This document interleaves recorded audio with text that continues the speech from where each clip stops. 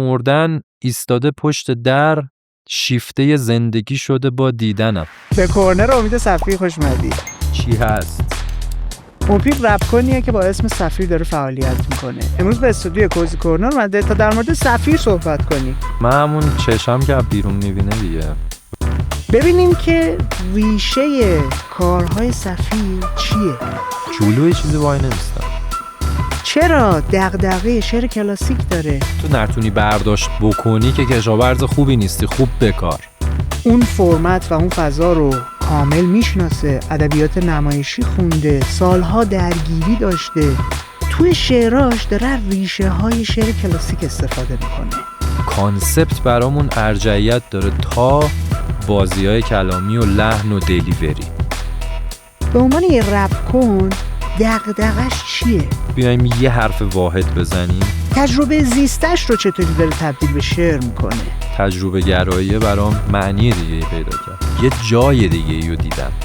نگاهش به فرهنگ هیپ هاپ فارسی چیه؟ هممون یه چیزیم. جایگاه همکاری های مشترک براش توی زندگیش و کار خلاقی که داره انجام میده کجاست؟ تو چرا داری میای بالا سمت ما؟ برو برگرد همون جاها. برخلاف همیشه مسیر گفتگو امروز خیلی اتفاقی و از دل همون سوال اول شروع شد. زنده بودن که کافی نیست. از امید سوال کردم که حالش چطوره و جوابی که گرفتم معمولی. خارج از اون ذهنیتم بود. حتما بهتون پیشنهاد میدم با من و امید صفی همراه باشید و یک گفتگو جذاب و جالب رو تجربه کنید. ولی بازار برای من جاییه که همه آدما با هر رنگی، با هر طیف فکری فلان جمع میشه.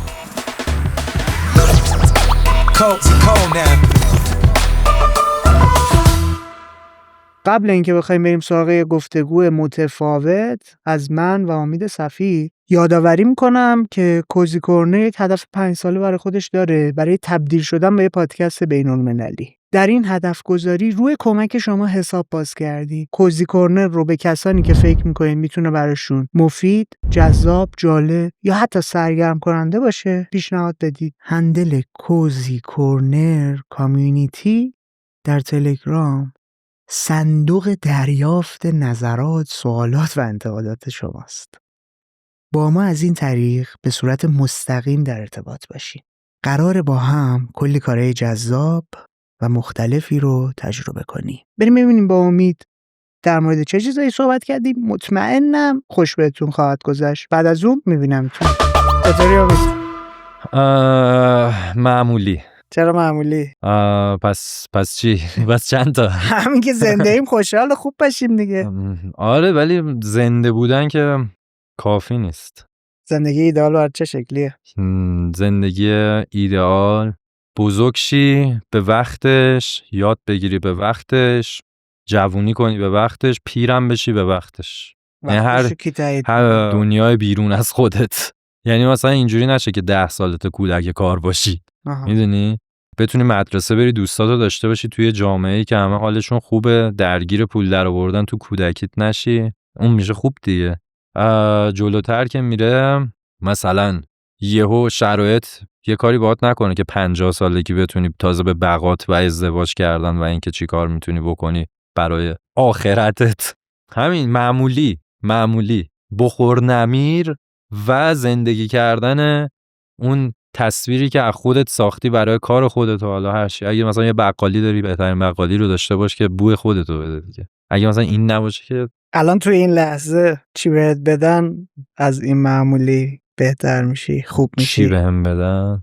ببین 2 تا چیز میتونم 2 تا انتخاب کنم. چرا که کنم؟ نه؟ 10 تا اصلا. زمان هدر رفته در گذشته، که نشدنی، احساس ساختن آینده‌ای که اشتباه نیست. توهم ساختن دیدی دارن یه سریا، آینده رو میسازیم با چی؟ جز این که مثلا چه میدونم 30-40 نفر رو جمع کنی از تصور آینده اونا استفاده کنی که آینده خودتو بسازی و اونا رو مثلا زیر پات بذاری. مثلا نه، گذشته برات مهمه؟ ببین تو برات مهم نیست خداییش. یه جایی به بعد دیگه رد میشی، من یه سری نقطه‌اش من بر نمیگردم خیلی نگاه من یه سری نقطه‌اش برام مهمه و میدونم اگه اون دنیایی وجود داشته باشه، اگه روح وجود داشته باشه و 1000 تا اگه دیگه، اگه مردم به اون 3 تا نقطه برمیگردم من یا میبینمش. اگه اون راهو انتخاب میکردم چی میشد؟ آها دوراهی سر دوراهی ها. بندر اسنچ بود بلک میرر. آره اون که ببین خود نتفلیکس که میدیدی میتونستی انتخاب کنی. که اومد من دیدم خیلی اونو دوست دارم ببینم، اون دوراهیایی که تو زندگی داشتم چی میشدم. شاید سر کنجکاویه ولی خب قدم حالا میدونی من چجوری نگاش میکنم؟ من هیچ وقت اینطوری نگاه نمیکنم که اگر اون رو انتخاب کرده بودم، چون فکر میکنم تو اون لحظه ها من بهترین تصمیممو گرفتم. نه من فکر نمیکنم بهترین تصمیمو گرفته باشم، چون من یه دوره اون دلسوزیه و اون کار کردنه، اون زندگی کردنه برای آدمایی که دوستشون داشتم ولی منو دوست نداشتن و زیاد انجام دادم. انتخابای مثلا هم شخصی هم کاری. آره ولی شخصی هم هستی. میتونی 3 تا سره میتونی بگی چه نقطه‌ای راحت باشه؟ یعنی اگر شاید میشه مثلا اسم نگم to the point نباشه. آره میخوام ذهنیتت رو متوجه بشم. چه جایی بوده که اگه الان برگردی بهش شاید دلت بخواد یه ذره عوضش کنی؟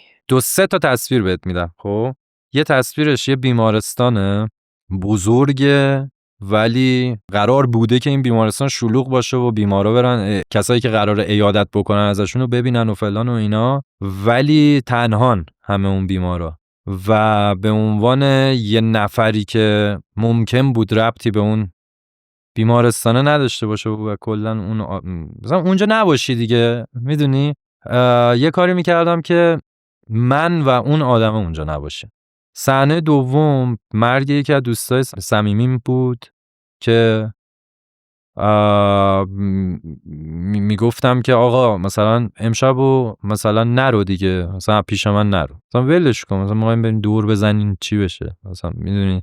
سومیشم یه جایی که یکی از مثلا نزدیکام دیگه کلن میخواست بزنه زیر گریه و فروپاشی روانی بکنه، من یه کاری میکردم که مسبب اون داستان نباشه از اعضای خانواده، مثلا گریه مثلا نزدیکمون، آدمی که نزدیکم رو نبود.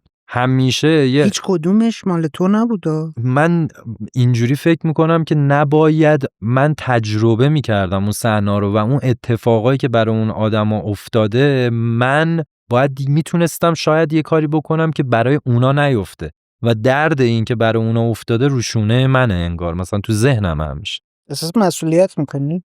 متاسفانه، چون همون جوری که میگی ممکنه خیلیاش اصلا به من ربطی نداشته باشه، خیلی جاهاش. آره اصلا عجیب بود برای من دنبال این بودم که ببینم خود تو کجا ماجرا بودی. خودم اینی که الان مثلا شدم و حرف میزنم و اینا، به قول خودت اون چیزا تصمیما ساخته دیگه منو، ولی مثلا نمیخوام به عنوان یه بیننده، یه چشمی که داره اون خاطره ها رو هی فارسیش چی میشه پویش میکنه پویش یعنی کمپین نگاه میکنه، مثلا برعکسش این کمدی تلخ و برعکسش نخوام اونا رو ببینم و اون اتفاقا برای اون آدما نیفته. ولی خودم خیلی بدتراشو چشیدم. به نظرم هیچ آدمی لایق این نیست که اون زندگی معمولی که ازش حرف زدیم و ازش خارج بشه و روی ریل دیگه ای سوار بشه و بخواد اونو جور دیگه ای تجربه بکنه. یادت مثلا نوجوان بودیم ما، اولین موج فیلم‌های های اسکول تور مثلا آمریکایی می اومد و چقدر مثلا رنگ و لعابشون رومون ممکن بود تأثیر بذاره. من مثلا اینجوری نبوده، گفتم خودمونم مثلا یه مدلی هستیم ما، اون مدله برام جذاب‌تر بود و اینکه نسخه ایرانی شده توی این فضا و خاورمیانه و فلان و اینا هستیم که داریم زیست میکنیم کنار هم دیگه. ولی مثلا یه سری دوستامو میدیدم میگفتن بری اونور، مثلا فلان دختره تو مدرسه‌تون باشه، فلان ماشینه باشه، با ماشین مثلا بری دم مدرسه، همه مثلا فکشون بشکن. اینو مثلا از اول مثلا نمیدیدم تو خودم، یعنی واقع بین بودم یه خورده، ولی در نوردید اون وهم که حالا واقعیت دیگه، در نوردید خیلی ها رو. برای همینم اصولا آرزویی نداشتم که بخوام تو این چیزا خلاصش کنم. تو شروع سوال اولمو یه جوابی که آمادگی شنیدنش نداشت دادی، منو بردی توی یه لاین دیگه ای اصلا. خیلی چیز شد چون میخواستم مستقیم نزنم به اون چیزایی که باید، که گفتی حالا میشه نزد و اینا، یکم استعاری شد. امیدوارم این چیز تعبیر نشه پرش افکار تعبیر نشه. نه، مجبور نه. بودم اینجوری چیز نه، بکنم، نه. حالا چند تا چیزو به هم ربط بدم. ولی نه، نکته میدونی چی بود؟ من تو ذهنم این بود که با تو بیام بشینم در مورد تجربیات فضای کاری که داری انجام میدی یک سری سوالاتی رو بپرسم، با هم عمیق شیم که ببینم اینطوری چرا هم اول ماجرا چرا من ازت پرسیدم چرا خودت نی دغدغه دیگر نه، دقیقاً از روی شعرها و کارهایی که تا امروز ساختی تو همچین حسی بهت دست میده، داره به عنوان یه ناظر بیرونی اتفاقات رو تماشا میکنه و ازشون الهام میگیره، وارد شعرش میکنه، بعد از اونور میبره حتی تبدیلش میکنه به یه کانسپت آلبوم، یه چیزی که یه تفکری پشتشه، دنبال اینه که یه هدفی رو انگار داره دنبال میکنه، میخواد یه پیامی رو انتقال بده، یه قصه‌ای رو تعریف کنه که مخاطب صرفا حتی سرگرمم نشه، باهاش همراه بشه، بعدم که تمام میشه رها نشه بره، ذهنش درگیر اون موضوع باشه، اون دنیایی که ساخته شده. دقیقاً. الان که اینطوری گفتی داریم در مورد 3 نقطه طلایی زندگیت که اگه برگردی دوست داری تجربه نکنیم حرف میزنیم و هیچ کدوم برای تو نی، یعنی برای یکی دیگه. آره. انگار یه آرزویی داری. آره. خودت کجای این قصه قرار گرفتی؟ من همون چشم که بیرون میبینه دیگه.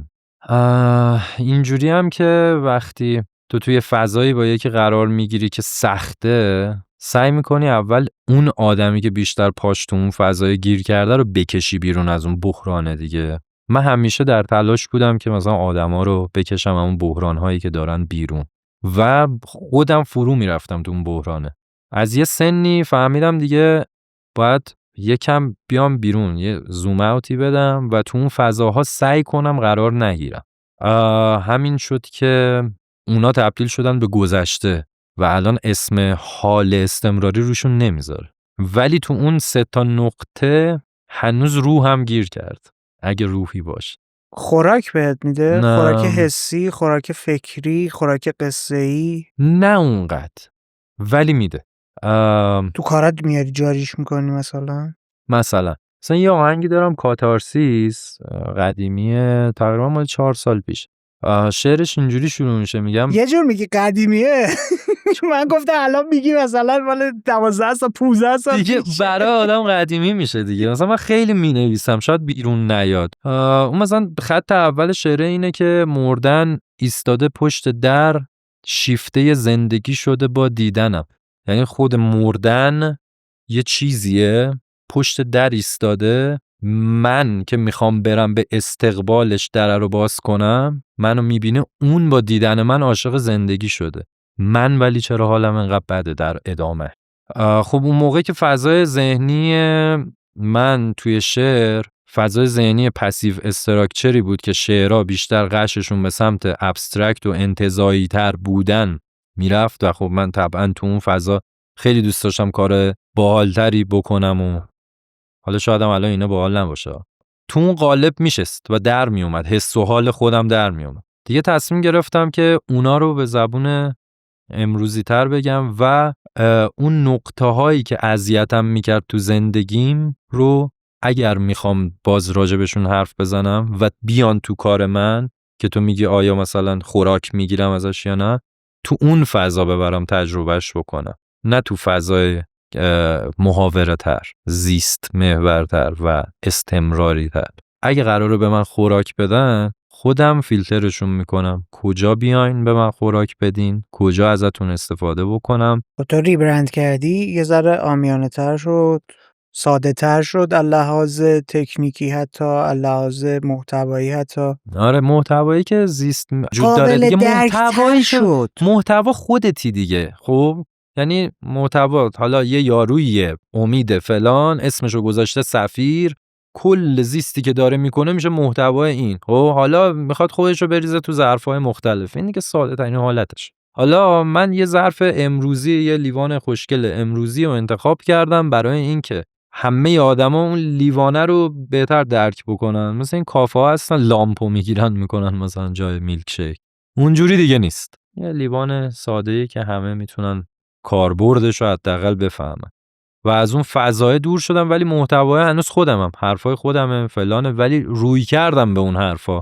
متفاوته. قبلا اون انتزاعی بودنه و اون پیچیده بودنه رو دوست داشتی به خاطر اینکه میتونستی شخصی تر بگی، الان رفتی سمت عامیانه تر. آره. ولی انتخابه برام دیگه. یعنی من ممکنه مثلا حتی الان هم که این ریبرند اتفاق افتاده یهویی تو مثلا یه هفته پیش یه کاری دادم با آیدا شاقاسمی، اون همون منیم که مثلا میتونه حالا انتخاب کنه که الان مثلا پسیو استراکچر بنویسه و انتزاعی و مثلا توی فضایی که میتونه یه جهان جدیدی خلق بکنه و آدما رو ببره تو اون جهان که بهشون اجازه فکر کردن بدون حد و مرز بده، حد و مرز آرایه‌ای، حد و مرز لحنی مثلا فلان.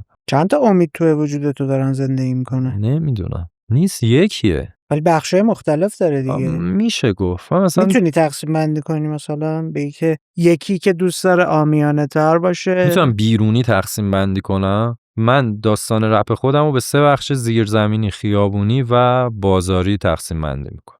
بازش کن.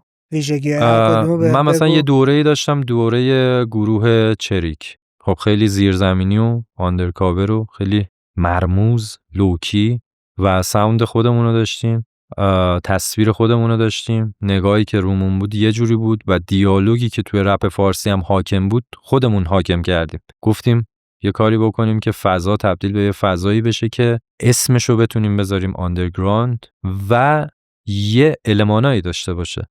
خب اونو ایجاد کردیم، جواب گرفته فلان. اومدیم بعد یه چیزی داشتیم به اسم فضای یعنی یه گروهی به اسم ملی، فضای هنری‌تر، خلاق‌تر یه جورایی و خیابونی‌تر.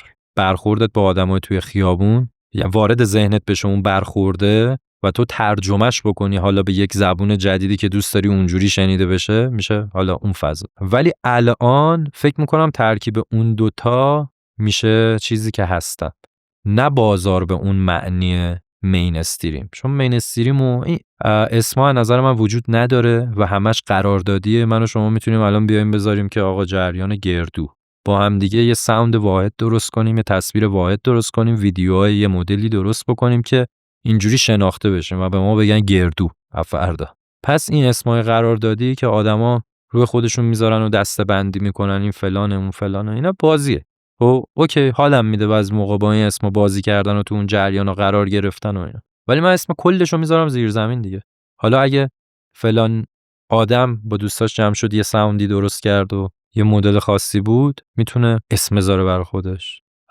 و من این دوره خودمو میذارم ترکیب اون دوتا، دوره بازاری شدن کاراکتر سفیر. بازم میگم نه بازار به اون معنی دیگه، به اون سبک و سیاق، آره به سبک و سیاق خودم و چیزی که کاراکترم توش شکل گرفته. بازاری شدن یا مردمی شدن؟ بازاری شدن، میدونی، بیستان بازار تهران. ببین میدونی چجوری من دارم میبینم بازاری شدنه؟ کاسبی نه، بازار یعنی جایی که آدم‌ها از هر طیفی اونجا جمع میشن. بازار تهران چجوریه، بازار بزرگ تبریز چجوریه، بازار اصفهان چجوریه. تو فرهنگ ماست بازار جایی که هر کی هر چیزی داره رو میاره اونجا برای عرضه. حالا یکی میخواد بخره، یکی نگاه میکنه میره از روش میسازه. بازار به این معنی. خب من پایان‌نامه ارشدم یه نمایشنامه نوشته بودم، اسمشو گذاشته بودم آزاربا، مطربی بازار دیگه. بعد تو اون نمایشنامه همه به زبونای خودشون حرف میزدن ولی فهمیده میشد. یه کاراکتر مطربی حرف میزد، یکی زرگری حرف میزد، یکی فیلی حرف میزد، یکی فلان. حالا این کارهای پژوهشی که مخ خودت هم نمیکشه داری مثلا مینویسیش. بازار برای من به این معنیه، نه تجارت، نه کاسبی که فهم. تو هر چیزی هم این چیزا وجود داره، خیلی هم خوبه، اوکی.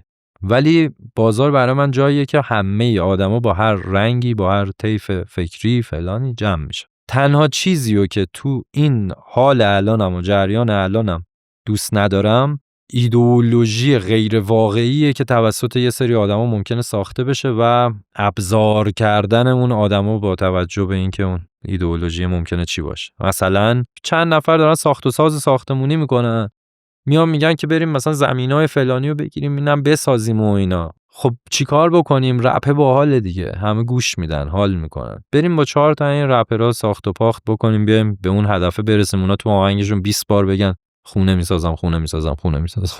راضی میشن آدما دیگه. میدونی اونو نیستم. استقلاله برات مهمه؟ آره، هر کی واسه خودش اون استقلال شخصیشو داشته باشه و این صداها در کنار هم یه هارمونی رو تشکیل بدن. برای همین از اون کار گروهی بعد کار تشکلی فاصله گرفتی و الان تک نفره داری کار میکنی؟ نه دیگه، اونا داشتن استقلالت رو ازت میگرفتن. نه یه دوره‌ای بوده دیگه. میدونی مثلا چقدر پای یه چیزی بمونی که دیالوگ جامعه عوض شده و اون چیزی که درست کردی روی اون دیالوگ مونده. میدونی من و تو قرار میذاریم توی 10 سالگی میگیم که آقا ما فوتبالمون خیلی خوبه و بازی میکنیم با هم دیگه. 20 سالمون شد دیگه برامون فوتبالمون معنی رو نداره که حالا ما رو کنار هم جمع بکنه و فلان و اینا. یه دوره 10 ساله‌ای رو ساختیم کنار هم با اون نگاهی که به زندگی داشتیم. همه فوتبالیستن تو زندگی. میشه مثلا چه میدونم موفق شد در راه فوتبال. با فوتباله که میشه همه چیز رو ترجمه کرد به مثلا زبان آدمای دیگه. همه احساساتمون از بطن اون فوتبال میاد بیرون. نه دیگه، یه سری چیزا موزه میشه دیگه دستکاریش چرا میکنی؟ آقا من الان برم مثلا خزانه ملی و تاج فتحعلی‌شاه رو بردارم بکشم بیرون بذارم رو کله خودم، من شاه میشم؟ نمیشم دیگه. دورش میگذره. ولی همیشه اون نگاه پژوهشیه رو دارم.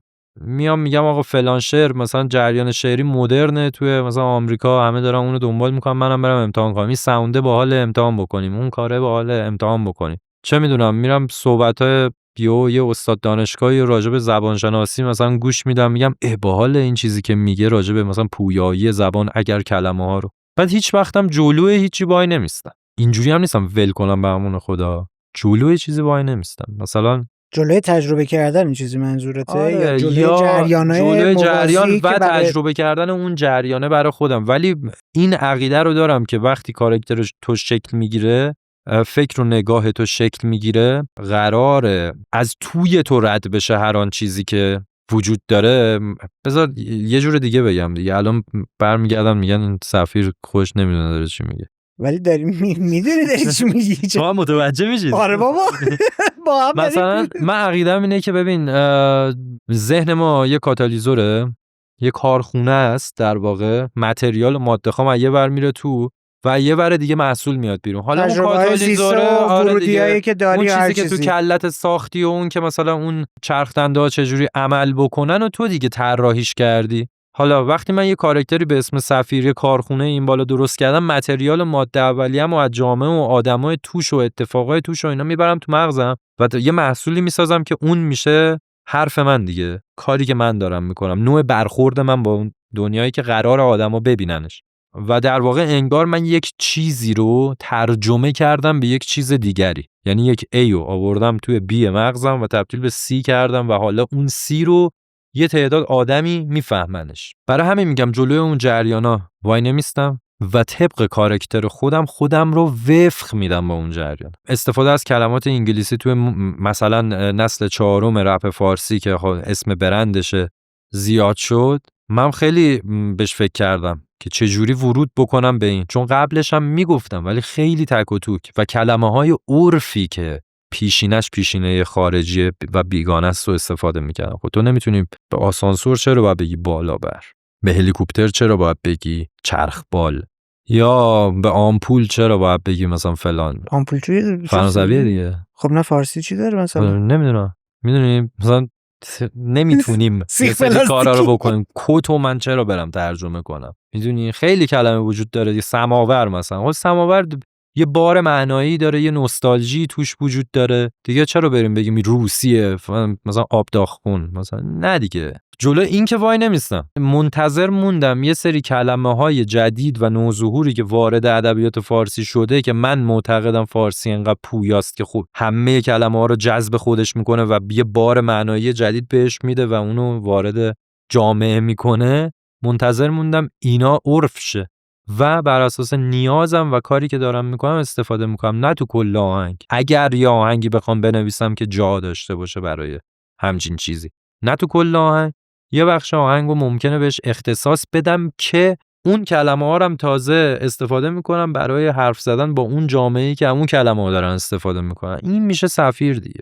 اگه لقبمو عوض میکردم میتونستی بگی اون ریبرندینگی که کردی مثلا جواب نداده، برو شبیه فلانی شو که جواب بگیری. ولی من دنبال جواب گرفتن نیستم، من دنبال مثلا ثبات خودمم. میدونی 80 سال دیگه میگن توی رپ فارسی مثلا کی ثبات داشت و تونست نسبت به اون کاراکتر خودش اینو امتحان کنه، اینجا بره، اونجا بره، اینجا بره و هنوز سفیر باشه. توی اون 3 تا دوره‌ای که ازشون یاد کردی، گفتی یکی فضای مثلا زیرزمینی، آره. توی فضای وسط از جنس خیابونی، آره. و توی سومی هم که تلفیق و ترکیب این دوتا با هم. آره. توی هر کدوم از اینا خوراک از کجا بوده که این مدلی تو داری دسته‌بندی میکنی؟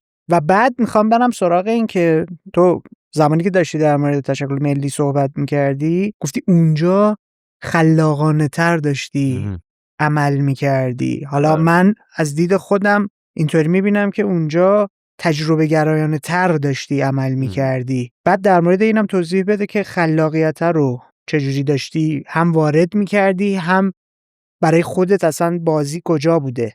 ببین زمان مثلا اون زیرزمینی بودن فاصله بین 90 تا 95، حالا این اسما رو واسه خودم قراردادی گذاشتم.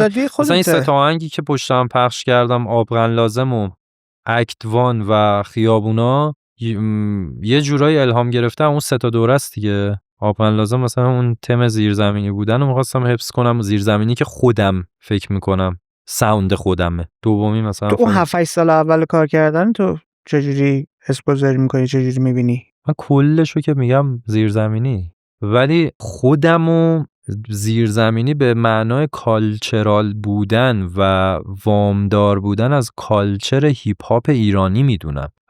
فلانی آرایشگاه زیرزمینی داره، فلانی مثلا تتو شاپ زیرزمینی داره، فلانی مثلا عموما 90% کارا زیرزمینیه دیگه. بله. والا الان فروشگاه اینستاگرامی هم زدن و همین پادکست هم زیرزمینی محسوب میشه دیگه. و این که مثلا یه سری آدما میان توی رپ فارسی میگن که فلانیا زیرزمینیان چون محتوا محورن، اینو بر نمیتابم. هممون یه چیزیم. حالا تو میخوای اسم بذار یه دسته‌بندی بکنی یه مدل که خریدارت زیادتر بشه. مثلا فلان آدما میرن مثلا از ساوند پلی بوی کارتی استفاده میکنن، خیلی مثلا کرانچی تره مثلا اون صداه و مثلا بیتا خیلی حالا یه چیزیه دیگه. خب حالا واردش نشه، اون میشه مثلا آندرگراند شما.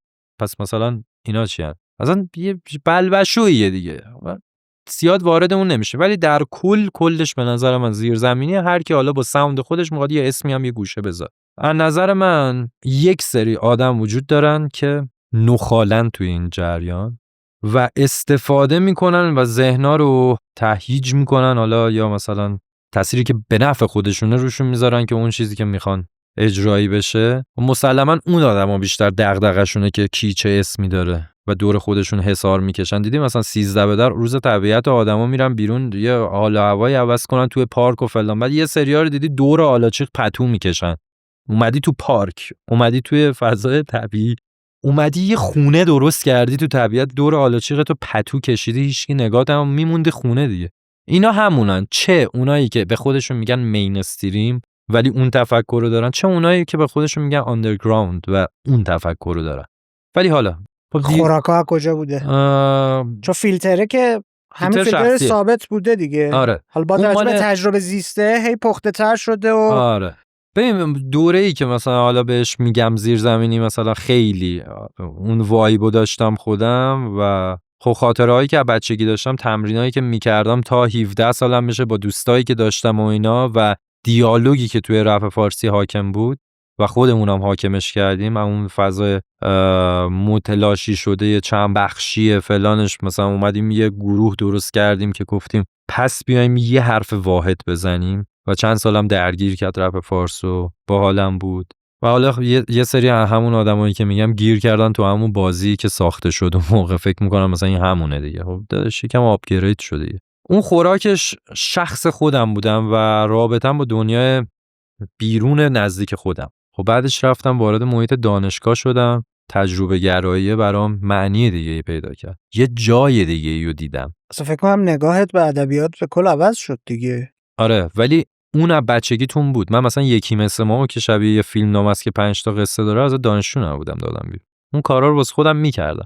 ولی مثلا این میمونه تو یه مثلا پیت بنزین نگه داری، خب بعد بیام بهت بگن که تو اینو میریزی تو ماشینه، میدونستی که اینو یه فندک زیرش بگیری آتیش هم میگیره. این اونجا فهمیدم کارکرد یه سری چیزا توی موقعیت‌های مختلف میتونه عوض بشه و بتونی مثلا یه جور دیگه ازش استفاده بکنی. اون دوره برای من اینجوری گذشت. چی باعث شد متوجه این بشی؟ کارکرد ممکنه قابل تغییر دادن باشه؟ مثلا به من میگفتن شعراتو میتونی تو تئاتر هم اجرا بکنی ها. میگفتم میدونم ها، ولی آیا مثلا هر بیتشو اگه بدی به یه کاراکتر یه بازیگر بخونه و فلان، حالا موضوع مهم میشه. اگه موضوع مهم بشه و در اون مایه مهم بشه توی شعر رپ چه جوری میشه؟ ما کانسپت برامون ارجحیت داره تا بازی‌های کلامی و لحن و دلیوری. پس مثلا میتونیم شعری داشته باشیم که سیال ذهن باشه و متمرکز نباشه توی نقطه و راجب یه کاراکتر نباشه من علم بلم فلانم این کارو کردم رفتم فلان جا فلان کسر رو دیدم و فلان دیگه. پس این نیست. پس کل کانسپت مهمه. نگاهم اینجوری عوض شد. ادبیات نمایشی خوندی توی 2 تا مقطع؟ آره. متوجه میشم این چیز که داری میگی وقتی بهت انگار همچین هینتی داده شد، تذکر داده شد که میتونی حتی تو تئاتر هم استفاده کنی. آره. دارم نگاه میکنم میبینم که تو مرورم کارهای تو تصویری کامل.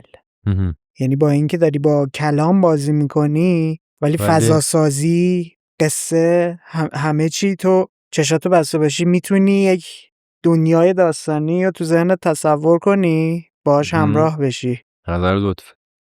خودم این فکر رو میکنم ولی اینجوری هم که چی کار میتونم بکنم حتی توی اون بخش از کارنامه کاریم که حالا بهش میگم مثلا انتزاعی تر و فلان، اونم رشد بکنه با من همزمان. یعنی اونم جا نمونه و توی فضای خیلی عمیق مثلا کانسپچوال بی در و پیکر بمونه. اگه مثلا این فضا رو تو خودم رشد میدم که جریان مثلا زیست محورتره و میگم خود اصلیم و تجربیاتی که میکنی باید دلیوری بالایی داشته باشن، پس اون فضا هم باید یه پیشرفتی بکنه دیگه. من برای همین مثلا آلبوم کندو رو درست کردم، گفتم 2 مثلا 5-6 سال دیگه میدونی که یه پیشرفتی تو اون نوع نگاهه و برخورده به اون موضوع داشته باشه. یعنی نمیخوام همش اون تصویری که میگی بهمون میده رو کهنه نگه دارم. اگه بخوای به اولویت بندی کنی ترتیب چی میشه؟ یعنی تو کارا اولویت اول اینه که تجربه زیسته ورود داشته باشه، تو قدم دوم قصه، داستان، کانسپت اهمیت داره، تو قدم سوم فضای خلاقه و تجربه گرا برات اهمیت داره. همش با همه. کدوم ارجحیت داره؟ کریره، اون راهه، اون بلوپرینته برام ارجحیت داره، نقشه راهه برام ارجحیت داره. هر جایی که از اول هر جایی که نیاز داشته باشم کوششی میرم اون کارا رو میکنم. من مثلا موقعی که کندو رو داشتم جمع میکردم گاو او سه و فلان و اینا رو دادم همزمان. یعنی من موقعی که داشتم مثلا ترک 14 کندو رو مینوشتم اومدم گفتم خب حالا راجع به خودت 3 یا آهنگ درست کن، حرف بزن. زنگ تفریحه دیگه، میری اونجا میای اینور میری. مثل اینایی نیستم که مثلا بری بگی یارو با خودش رو بره حبس کنه و فلان ریاضت بکشه و مثلا بره کتاب بخونه و نه بابا. میشینی یه جا داری مثلا چای تو میخوری میگی آقا تصمیم میگیرم الان یه کار اون مدلی بنویسم. حالا میخوام برم مامبل بخونم ولی مامبلی که شبیه خودم باشه. تمرینش هم کردی دیگه. همش هم با هم درگیر میشن و همه اون چیزایی که میگی به روند کارت کمک میکنن. اون بلوپرینت کامل تر میشه دیگه. کار با کاغذ کاربونه مثلا در میاد. هی میتونی از خودت چند تا نسخه درست کنی. الان 34 سالته؟ نه 30. امید 30 ساله داره این حرفو میزنه که بلوپرینت اهمیت داره و مسیر رو انگار از یه زاویه بالاتر، یه جای بالاتر داره میبینه و دنبال میکنه. نه سنم پایین بودم این کار رویای این کارا داشتم. من مثلا گروه اولی که داشتیم و با یکی با هم زدیم توی 17 سالگی 16 سالگی، دومیه رو مثلا با یکی دیگه زدیم. جزء به فاوندرای مثلا اون 2 تا گروه بودم ما که سنم پایین بود. یه دونه مجتمع فرهنگی هنری داشتیم مثلا که توش پلاتو داشته و فلان و بیسار. این کارو زیاد کردم. الان مثلا 30 سالمه خیلیش هم تایم تباه شده، یعنی نکردم، خودخواسته اینجوری بودم من دیگه نمیکنم، ول کن بابا. میدونی چرا این سوال برام طرح میشه؟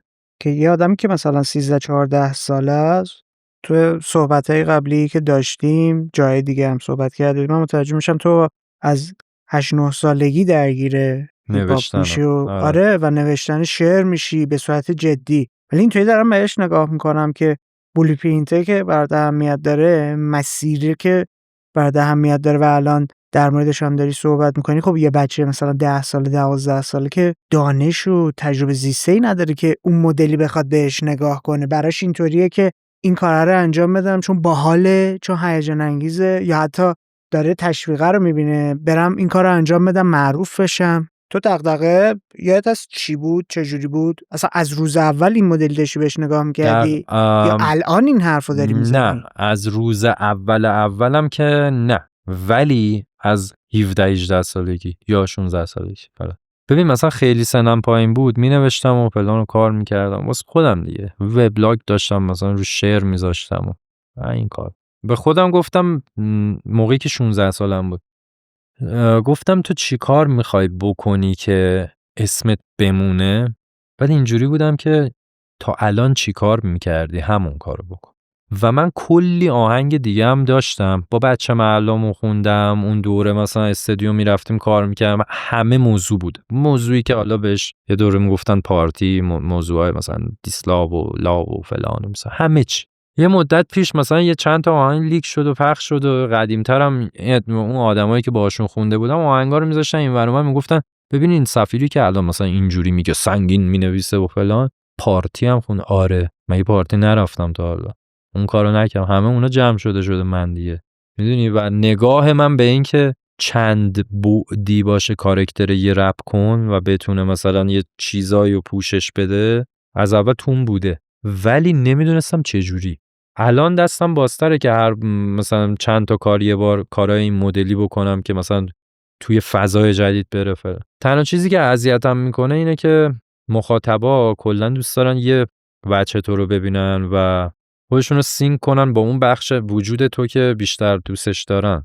یعنی فلانی لاته، فلانی خدای رپه، فلانی این رپه، فلانی اون رپه، فلانی مثلا گنگه. ما آشنایی با هنر رپ فارسی الان، میدونی؟ نمیخوام بگم جلوتر رو میبینم و نه، من فقط دارم عذاب میکشم که اون چیزی که دوست دارم و حتی با رفیقام هم شاید نتونم درست کنم. چی رو دوست داری؟ همین که مثلا چند بودی باشه همه چی رو بتونیم مثلا. خیلی ایدئال نگاه نمی‌کنی به همون دیگه. خیلی برام سخته که هر کاری که دارم میکنم 50% از اون آیکونی که سفیر داره رو توش نگه دارم، اون 50% دیگه رو بذارم برای مثلا متغیر باشه و این سخته. و با این آهنگایی که با بقیه هم دارم میخونم بیشتر خودم انعطاف نشون میدم و خودم رو تبدیل میکنم و میرم تو فضایی که اون آدم داره. این یه بخشی ماجراجویی و تجربه کردن هم میتونه باشه، این همکاری کردنت با بقیه. آره ولی چون الان یه اشاره داشتی من خودم تو ظرف اون قرار میدم. انگار داری یه نقشی رو میپذیری برای اینکه همزمان با اینکه سفیر هستی بری یه دنیای جدیدی هم تجربه کنی، از یه زاویه دیگه سفیر باشی. بیشتر دوست دارم این کار رو بکنم. یعنی ببین بعضی وقتا اینطوری هم که هرس میخورم دیگه. خب یعنی اینجوری هم که ما جامعه کامیونیتی باسوادی از نظر مخاطب قرار نیست داشته باشیم و قرار نبوده داشته باشیم. این همه سالم یه سری آدما اومدن که ما اونا یاد گرفتیم، اون بلو پرینتر رو داشتن، خودت برای خودت یه نقشه راهی درست کردی و فلان، هیچ کدوم نشده. پس آدمایی که کالچرال ترن و کالچر هیپ هاپ ایرانی براشون انقدر مهمه، من باهاشون بیشتر میگورم دیگه. همون در حد همون الف اولش. اینا مثلا اینجوری هن، گرافیتیه با حال، خیابونه با حال، تاریخچه رپ فارسی رو میدونی فلان، اوکی تمام. اوکی. نکته جالب برای من اینه که حالا تو مخصوصا یه سری همفکران نزدیکا از دور که بهش نگاه میکنم میگم ممکنه 100 سال دیگه، 200 سال دیگه، 300 سال دیگه وقتی دارن در مورد شعر و ادبیات فارسی صحبت میکنن شما هنوز اسمتون مونده باشه، چون انگار یه اتفاق جالبی افتاده. ورودیه تو سن کم تو تجربه کردنه ورودی بوده که از ادبیاته بوده، از شعر کلاسیک بوده، حالا خوششانسی حالا یکی مثل تو رفته حتی اون رشته هم تحصیل کرده، هی دانش پربارتر شده، بعد که اون زبان مخفیه و زبان خیابونه بهش اضافه شده تونسته ببره توی همون فرمت کلاسیک نگهش داره. فکر میکنم شاعرانی که موندگار خواهند شد ممکنه یه بخشی شماها باشید. ببین این خیلی خوشحالم که مثلا تو یه جمله یه خط چیزی که خودم شاید نمیشناسم توضیح بدم و گفتی، ولی برای من تموم شده. یعنی مثلا من اینجوری هم که امیدوارم که هیچ اسمی نمونه. چرا؟ از این دوره و این اتفاقو. به خاطر اینکه خیلی دیگه انرژی داشتم و فکر میکردم که انرژی کار میکنه ولی کار نکرد.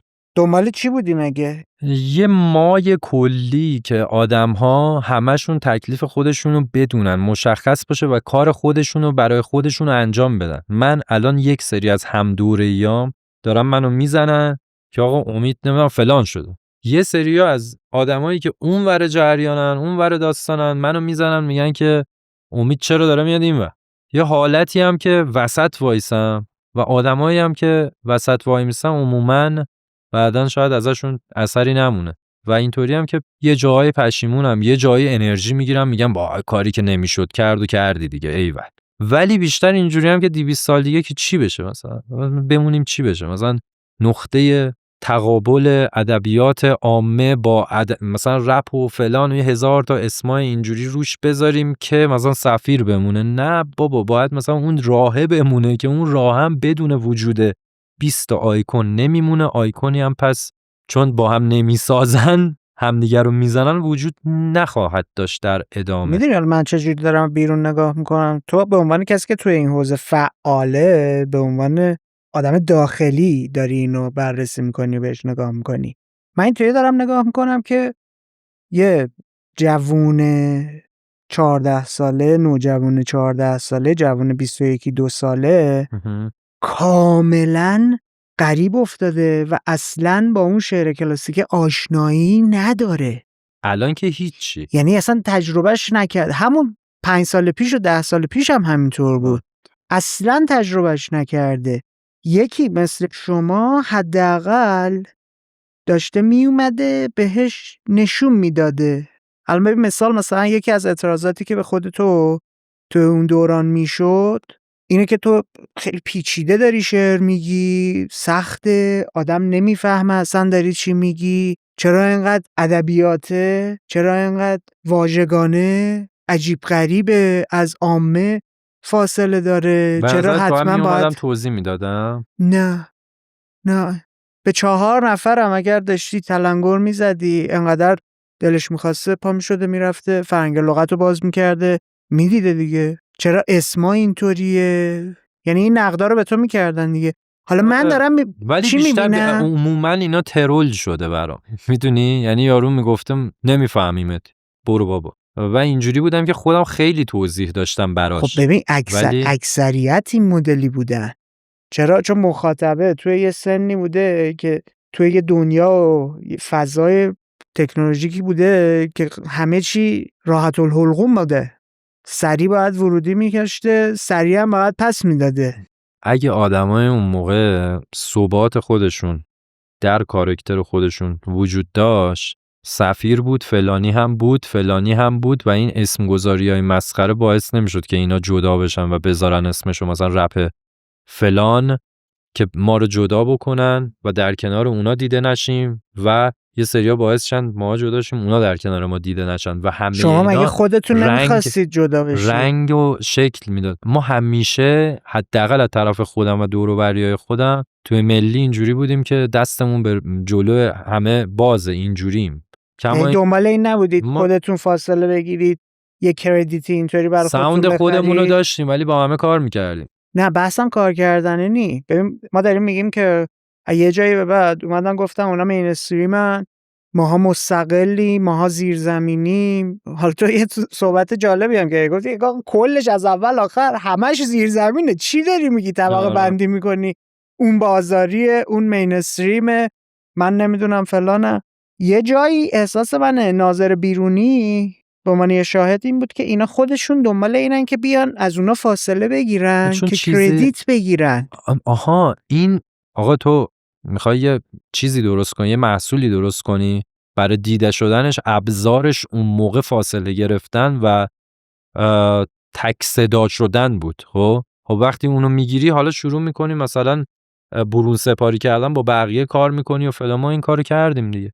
ولی در صورت یه آدمای هم دوره اون موقعمون اینجوری بودن که اما خیلی بسته تر فکر میکنن، کما این که هنوزم شاید اینجوری فکر بکنن. شاید هم حالا من دارم زود قضاوت میکنم، ولی چیزی که میبینم اینه. یعنی ما برای همه آدمای اون دوره پروداکشن میکردیم، با همه میرفتیم استودیو، نمیدونم کمک میکردیم، مشاوره فلان بیسار.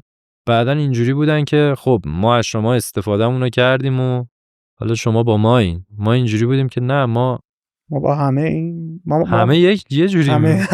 حالا فلانی بیشتر دوست داره به موضوع عاشقانه بپردازه و تو این فرم. خب اوکی.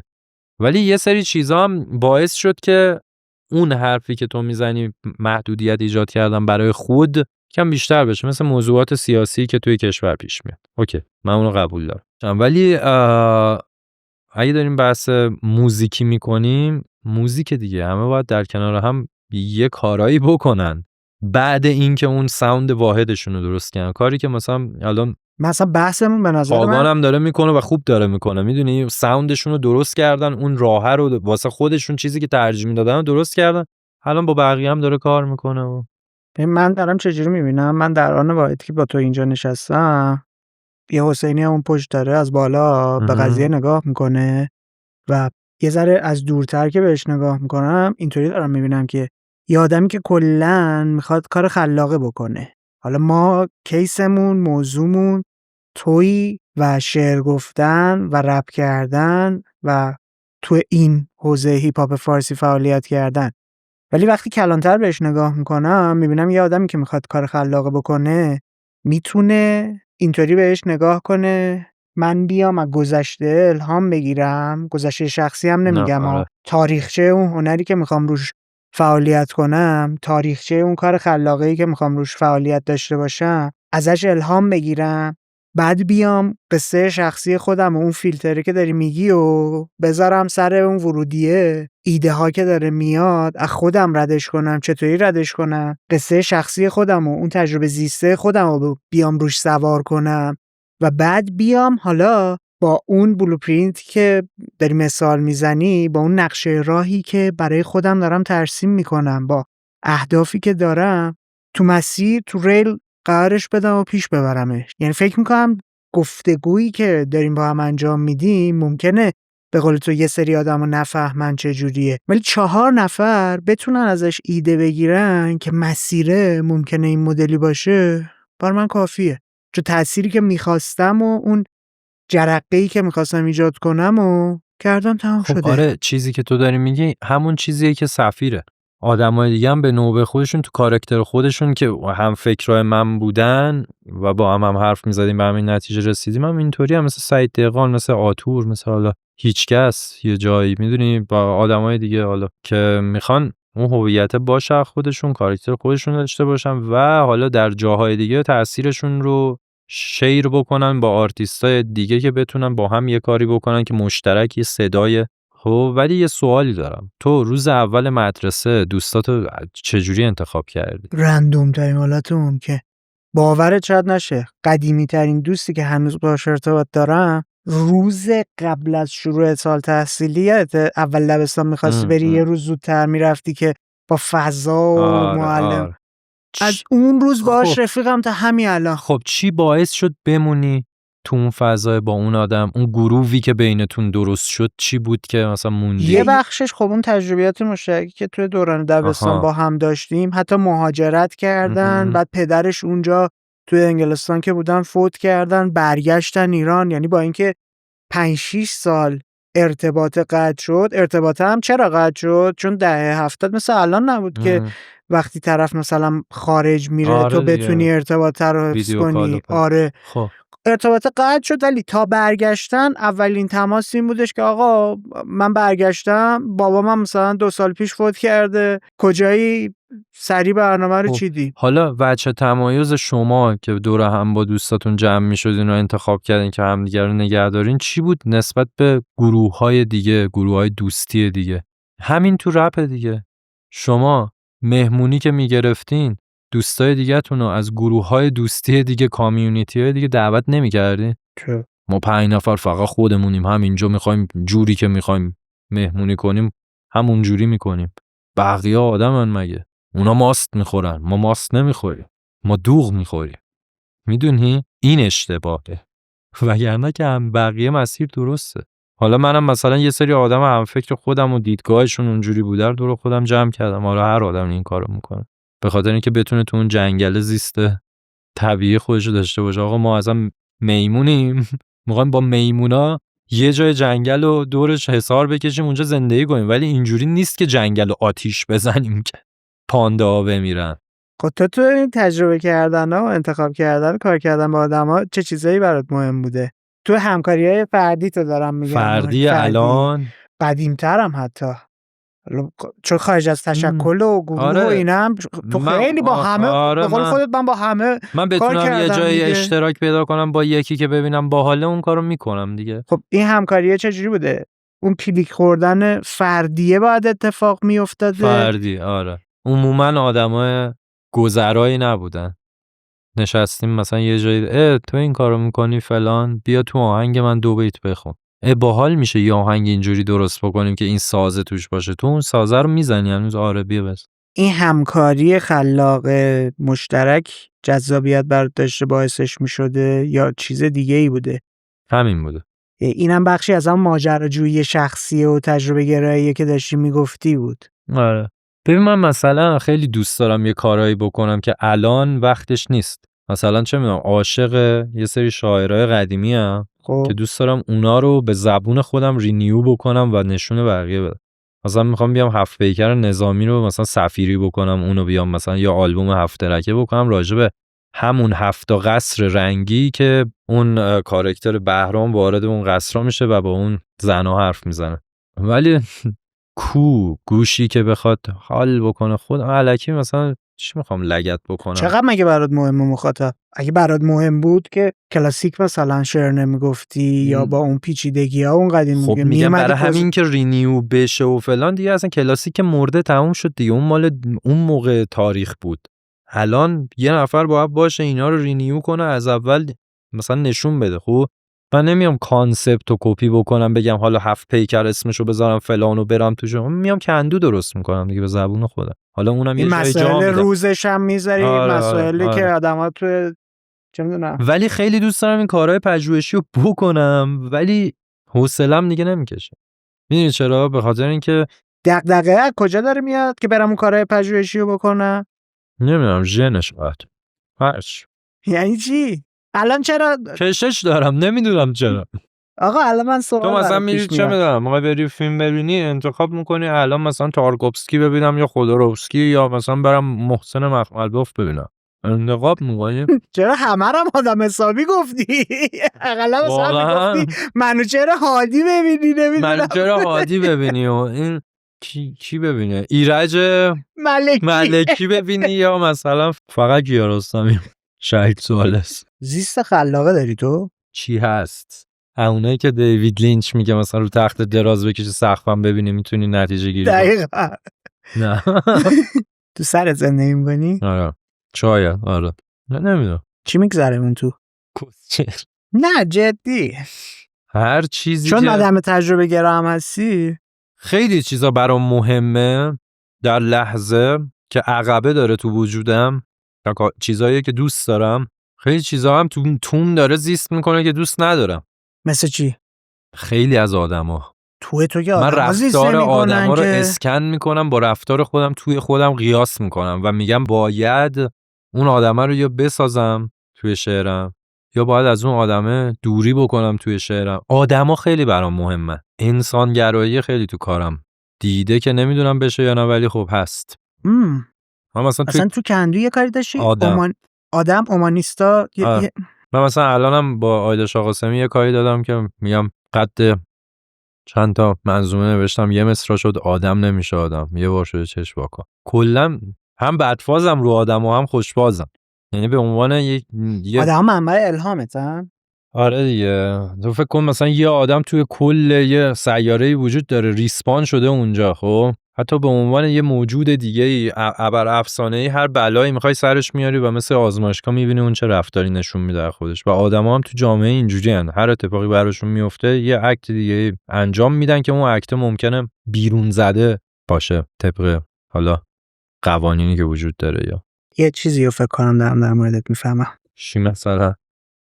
تو خودت از بیرون زیاد نگاه میکنی؟ آره، ولی نه خیلی فریکی. نه میدونم. مثلا اون بخشش که آدم قاتل سریالی میشن، نه تد باندی و چقدر بد دیدی. نه من داشتم اینطوری نگاه میکردم که تو حالا وقتی که آدم منبع الهامت میشم، شخصیت‌های داستان‌هایی که میخوای تعریف کنی، حتی میخواد توی یه قطعه اگر باشه، به عنوان یه آدم داری میبینی و دوست داری کاراکتره درونی شده باشه همه چی براش، احتمالاً چیزی هم که باعث میشه که رو مخت بره هم آدم ها هستن. خودت هم وقتی میخوای نگاه کنی میای از خودت فاصله میگیری و به عنوان شخصیت ثالث بهش نگاه میکنی. آره، اون آدمه رو میارم تو خودم، بعد عذاب میکشم از اینکه اون آدم چقدر میتونه آدم بدی باشه. بعضی موقع هم حسادت هم میشه از اینکه اون آدم میتونه چقدر آدم خوبی باشه. ولی قضیه من الان اینه، اگه قرار کار خیلی سفیری تری بنویسم که مثلا کانسپچواله و فلان، مینویسم یه گوشه کارشو میکنم میدم بیرون. ولی سفیر اصلی اونی که با امید بیشتر در آمیخته است و فلان اینجوری رفته تو هم دیگه، سفیر زیست محوریه که زندگیشو داره میکنه، کارش هم الان داره میده دیگه. ولی اون کسی که قرار کار کانسپچوال عجیب غریب چی است؟ کانسپچواله مینویسه و فلان و اینا، دوست نداره اون کار رو تو بوق و کرنا بکنه. مثلا ممکنه 5 تا آلبوم درست کنم تو 3 روز بدم بیرون، یه خودم هم یه جوری رفتار کنم که آقا نشنیدم، ولی بذارین تو کارنامه کاریم باشه. اگه قراره نشنیدم رد بشه ازش، بچه دی تولیدش میکنی برای آخرت. نه فقط حرفتو بزنی یا اون ماجراجویی و تجربه گرایی؟ واقعیتشو بگم که تا الان داشتم میپیچوندم. آره، به نظر من یکی باید این چیزا رو بگه دیگه. بچه رو میگم من میمونه، میگی که نمونه هم مهم نیست. همون نمونه هم مهم نیست و یعنی میگفتم نمونه هم مهم نیست. این همه آدم این همه کار کردم مگه موند؟ به اینقدر امید موندن که آدم کار میکنه. آره، همون اینقدر میسازه اونا. بعد بمونه برای تو که چی بشه؟ چون من میدونم برای خودم برای دوست دارم من نمونه، مرجع و مأخذ بشه که آدمای دیگه خواستن این راهو برن بتونن از این استفاده بکنن. من اصلا مهم نیستم، من به درک. الان مثلا مولانا مهمه یا شعراش تمام شده رفت دیگه. خیام مثلا شعراش مهم بوده که مثلا بعد مرگ خیام 10,000 تا بیتو که آدمای دیگه نوشتن چپوندن تو خیام، گفتن این نوشته ها که شعرهای خودشون بمونه، در صورتی که 3/4 شعرهای خیام مال خودش نیست دیگه. 1700 تا مال خودشه. اون مهمه دیگه. تقویمی که درست کرده مهمه دیگه. خیام کیه؟ رودکی کارش مهمه که اون ادبیاتو اومده تو اون سال زنده کرده، در صورتی که خیلی مثلا زبون چیزی نبوده دیگه، داشته فراموش میشده. تو 10 ساله داشتی چی کار میکردی که اینقدر درگیرش شدی؟ تنها بودم، خیلی فکر میکردم بهش. تنها بودم، خیلی تنها بودن، خیلی کارهای دیگه کردن. اون کارا رو هم میکردیم حالا، ولی اینم مهم. گیم هم میزدم، گیمر بودم، نمیدونم یللی تللی میکردم، تو خیابون بودم با دوستام، هر کاری بگی کردم من. یعنی اگه فکر میکنی مثلا کاراکتر سفیری آدمیه که کتاب خونه و فلان، کتاب خون بودنم برای یه دوره شده، چاقو هم بذارم تو جیبم برم یه جا فلان خلافم بکنم و فلان، اونم یه دوره‌ای بوده. ببین من شناختی که ازت به دست آوردم تو این برخوردایی که داشتم، آدمی هستی که اهل کتاب هستی، اهل اندیشه هستی، اهل فیلم هستی، رفرنس میدی. همینطوری که داریم صحبت میکنیم در مورد 20 آدم، 20 تا فیلم، 40 تا اتفاق، یعنی اینا ویژگی‌های شخصی توه که تو رو داره برای من نسبت به بقیه متمایز میکنه.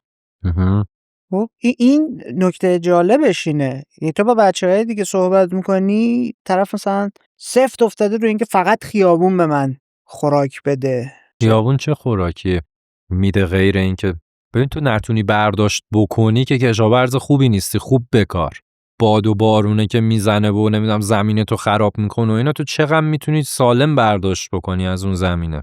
کشاورز خوب اونیه که بار بیشتری بگیره از زمینش و بار بهتری بگیره. حالا تو اون خیابونه یه چیزایی می‌بینی کاشتی فلان اینا، چی برمی‌داری اون خیابونه دیگه؟ داشت تو چاقو کشی برمی‌داری، فوش خارمادر برمی‌داری اون خیابونه، یا روش و مرام و مسلک فلانو برمی‌داری، یا کالچر کاری که داری می‌کنی رو حفظ می‌کنی میدی به بعدی، نفر بعدی. این مهمه. تو جالبیت اینه که تو کارت هم میاری. الان داری میگی یعنی از زوایای دیگه تو بیای شعر رو تحلیل کنی، دیدگاه فلسفیه، ممکنه بتونی قشنگ تمیزش بدی، بگی که آها اینجا انگار سفیر تمرکزش روی این بوده، اینطوری داشته به زندگی نگاه میکرده، اینجا رفته سمت این که گرایش فکریش، فلسفه فکریش تو زندگی عوض شده، حالا داره این مدلی نگاه میکنه. یعنی تو داری همون فیلتر اولیه که گفتی من کاتالیزور کار خودشو داره میکنه. من دارم حال میکنم حقیقتا، ولی عذاب میکشم از حال کردن. میدونی همه چی باید یه جور دیگه پیش میره. مثلا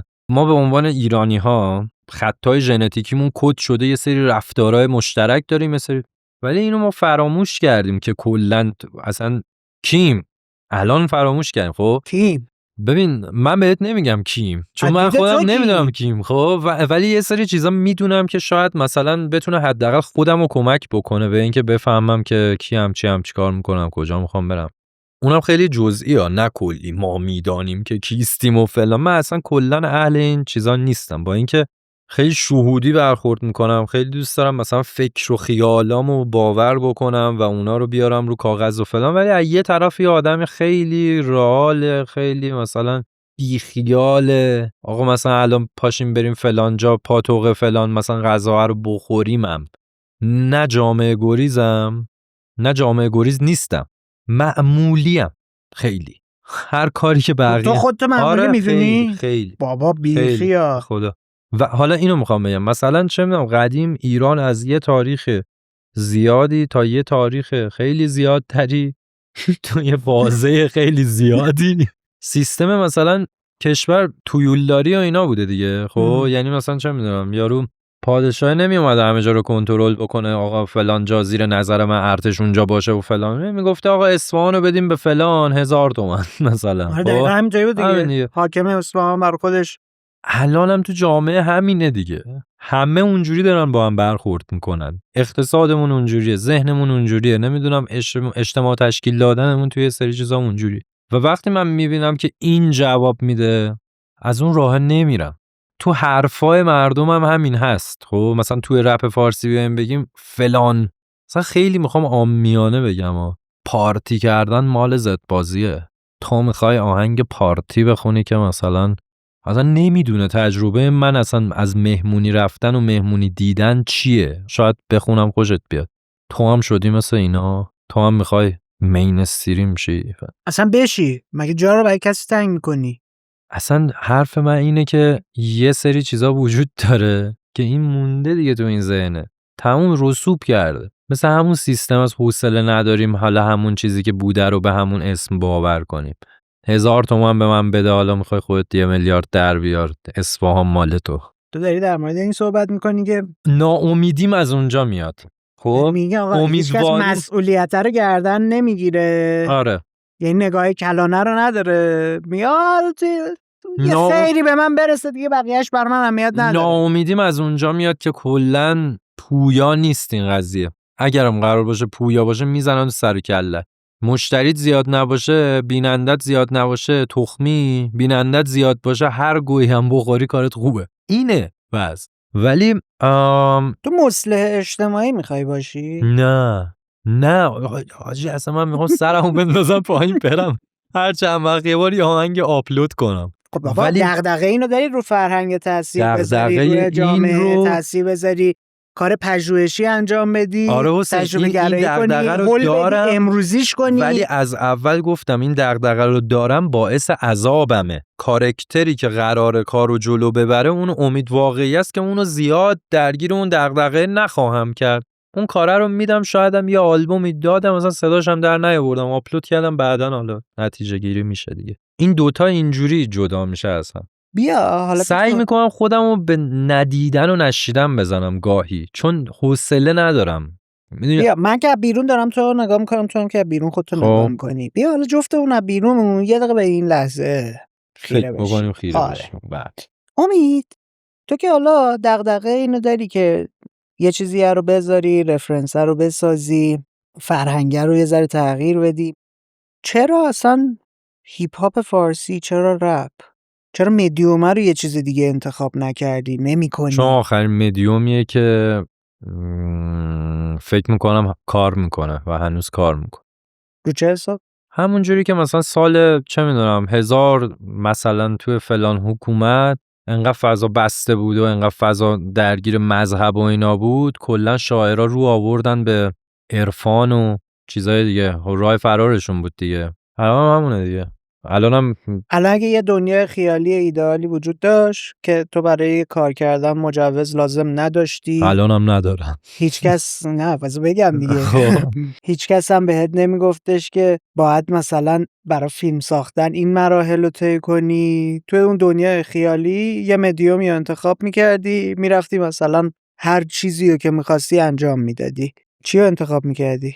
4 تا فیلم هم میساختیم. ولی اگه میتونستم مثلا کد نویس باشم که یه مثلا کدی بنویسم که اون همه کارا رو بکنه و در لحظه بتونه از عواطف تو یه چیز جدیدی جنریت کنه بهت نشون بده، اون کارو میکردم. ببین جدیدترین حالت هر چیزی که هست و من انتخاب میکردم. تو من بگو یه ولی برای خروجی دائم هی به گذشته داری نگاه میکنی. گذشته من انگار بعضی آدم‌ها ببین گذشته جوریده نشده که پاشون روی چه زمین سفتی گذشته بکر آخه حسین.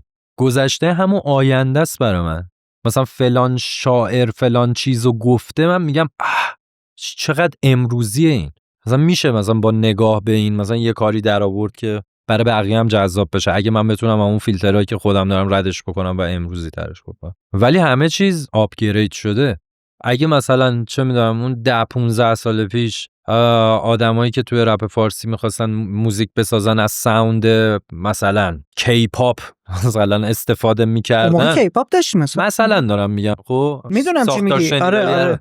الان اون میشد بیسیک کاری که هر کی میخواست شروع بکنه میکرد، اون صدادهی، اون نوع مثلا موزیک و اینا.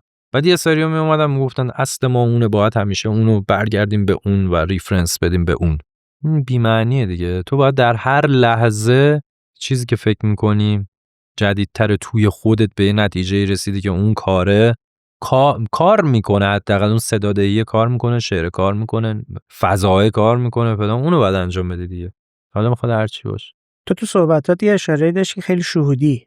تو فرآیند خلاقت هم شهودی عمل میکنی یا عموما این در تضاد با اون تجربه گرایی نیست که میخوای فرم رو تغییر بدی، نه یه جا نوگرایی داشته باشی؟ نه یه جا آخه شهودم اونجوری کار میکنه، با اون فعال میشه اصلا.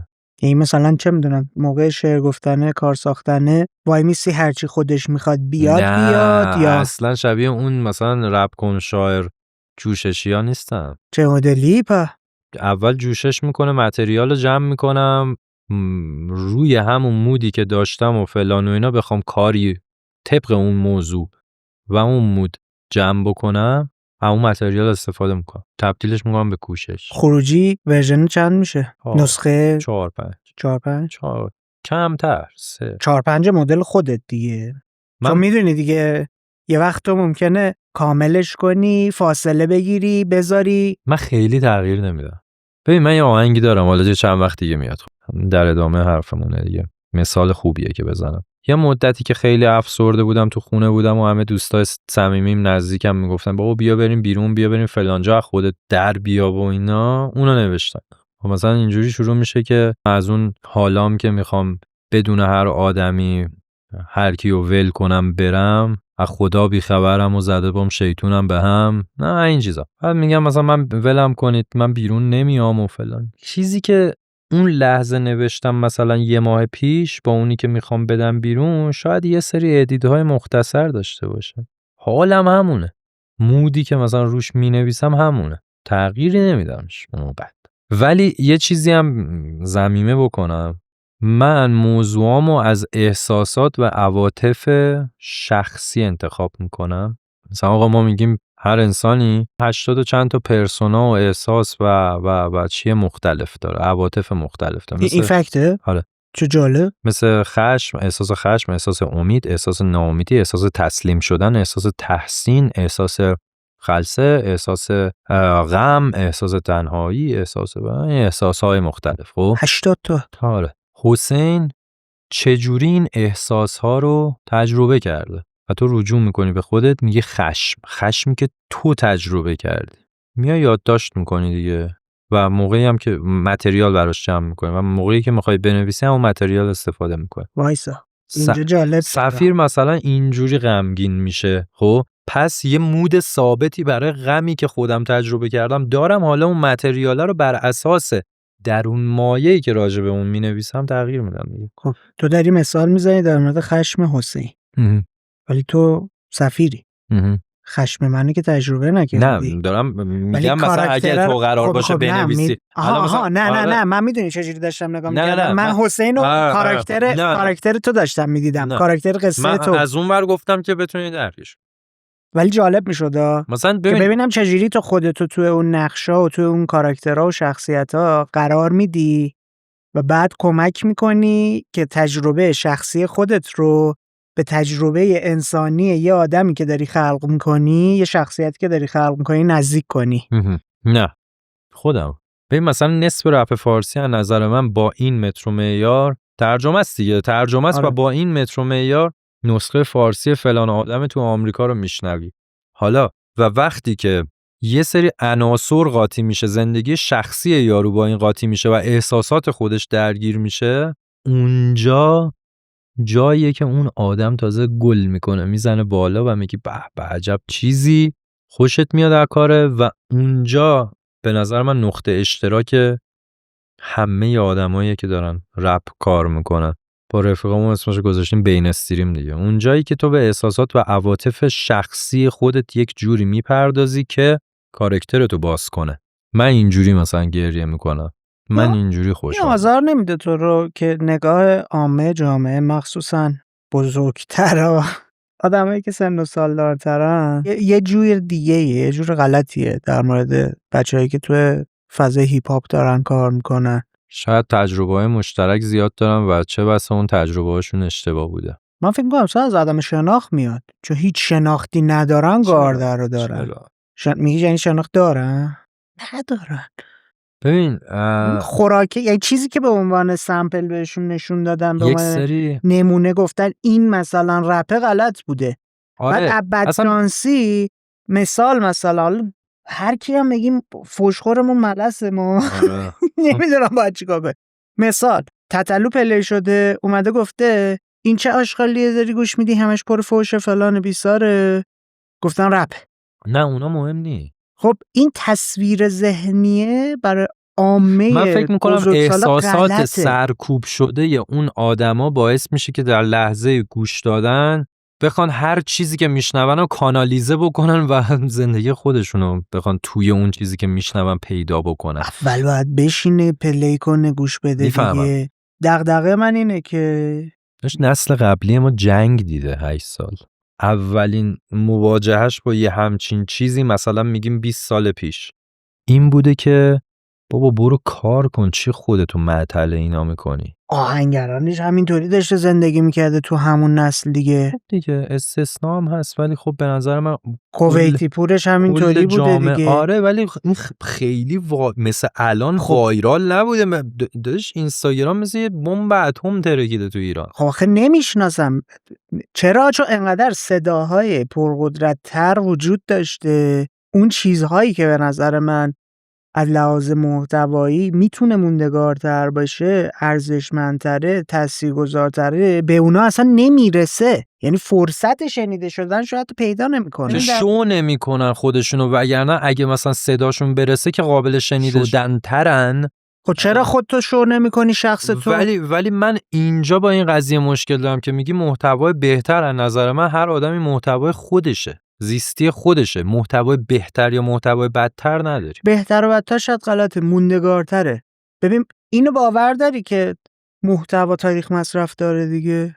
اینو میتونی قبول داشته باشی؟ دیالوگ جامعه‌ای که اون محتوا توش عرضه شده اگه عوض بشه انقضاش هم سر میرسه. ببین الان ما مثال زدیم، گفتیم که آقا مولوی مهم بوده یا شعرش. آره. شعر اون بابا اصلا کاری هم نداریم اسمش چیه. دیالوگ شعر مولوی الان حاکمه هنوز بر جامعه، چون ما ایرانی‌ها گرایشمون به عرفان زیاده. ولی یه آدمی مثلا، حالا نیان بگن آقا اون شاعر بهتری این شاعر بهتری، مثلا یه آدمی مثل خاقانی مثلا الان کجاست تو زندگی شما؟ جایی نداره.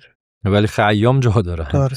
عطار داره. ببین من خیلی تخصصی بلد نیستم و دارم خیلی مثلا محاوره بهش فکر میکنم. یعنی دارم به این فکر میکنم که آقا خیلی معمولی دیگه، آقا من مثلا فلان چیزو الان بهش کشش ندارم، دلیلش چیه؟ این. ولی من خودم به این فکر کردم که آقا من به موزیک ویدیو نیاز دارم بتونم خودمو شو کنم. منم فکر کردم به این داستان دیگه که شما الان اسمشو میذارین ریبرند، در صورتی که ریبرند نیست. من فقط ویدیو نداشتم، حالا داره. اون آدما هم میتونن از این راه‌ها استفاده بکنن و خودشون رو شو بکنن. تو وقتی یه تبدیل به محصولی میشی که میتونی خودتو عرضه بکنی، راه برای عرضه کردن باید پیدا بکنی. نمیتونی مثلا یه خرمای خوشمزه باشی تو قفس بستنی ها، که برو خرما فروشی رو بساز اول. آره راه سختیه، چون هیچکی این کارو نکرده و همه رفتن تو فاز تخریب به جای ساختن تو کل هنر ایران. مثلا حالا توی آجر رو آجر گذاشتن کلن از بین رفته. یعنی ما یه چیزی رو ادامه بدیم و فلان، هر کی اومده گفته بابا بزن جمعش کن، من اومدم. برای همینه که کالچر مهمه، که نزنی زیرش بره، تکمیلش بکنی. حالا به هر صورت فکر می‌کنی زورت تا کجا باشه؟ من میگم گیواب، هر چی شد واقعا. من اینجوریه. ممکنه اصلا فردا بیدار شم یه حدی رو باید برای خودت بذاری دیگه. تو که بلوپرینت هم داری، اینو باید. من که تا آخر عمرم میخونم. حالا قطع و وصل شدنشو نمیدونم، مهاجرت میکنم نمیکنم و نمیدونم. من خیلی فری استایل دارم. اون که مسئله نیست به نظرم. یعنی تو که خوراک خودت رو داری از تاریخ و ملیت و فرهنگ و هویت میگیری. ولی یه آیکونی میخوام از سفیر بسازم. قرار بوده 10 سال پیش ساخته شه، ولی نکردم. بازی کردم، حالا وقتم گذاشتم برای آدمای دیگه، کارهای دیگه کردم و فلان. خودمو نمیبخشم سر اینکه زودتر این کارو نکردم. چجوریه؟ چه ویژگیایی داره؟ همین راهیه که دارم میرم دیگه، حالا کمتر بیشتر. ولی اونه که به نظر من میتونه این از اون دنیای کلاسیک بیشتر قراره توش ببینیم. آره قطعاً. تجربه گرایی رو میگم اون چیزایی که واسه اون دوره است لابلاش میاد میره. اون اصلی اینیه که دارم الان میرم. 2 حالت دیگه. آقا کارهای کانسپچوال جامعه حال نمیکنه، منم یه کاری میکنم جامعه نفهمه که اومده بیرون این کاره. چشم. نمیفهمه کسی، باش. یه کاری میکنم نفهمی اصلا اومده. ولی این کارایی که میدم و وسط و ساوند خودمه و نوع نگاهم به دنیای واقعی الانه، میدم بیرون و تکمیل ترش هم میکنم. حتی حالا این صحبتی که کردیم من یاد مستندی که دیروز دیدم انداخت. دیروز مستند انگلیسی زبان دیدم، Of Kings and Paintings، در مورد تأثیری که قاجاری ها بر روی هنر معاصر و فاصله گرفتن و گذر از هنر سنتی و رسیدن به یه هنر مدرن‌تر تو ایران انجام دادن بود.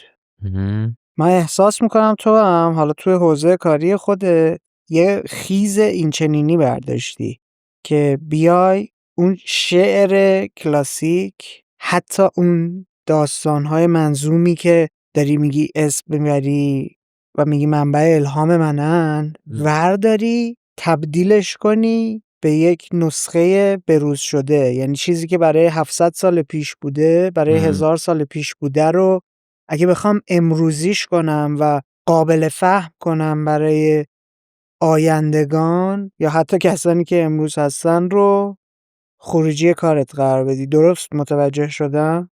فاز عارف قزوینی که به جای اینکه بره مثلا مشروط خواهیشو ادامه بده ولی کتاب کودک نوشت. آدم بعضی جاها باید بره کتاب کودک بنویسه که ولش کنه یه سری چیزای دیگر رو. میدونی من دارم این مدلی میبینم که خاکستر رود نشسته ولی خودت داری تک نفره فوتش میکنی که خاموش نشه. چیزی که من میبینم اینه. دوست داشتی ایدئال این بودش که جمله سنگینی بود، میخوام یه فوتی بکنم.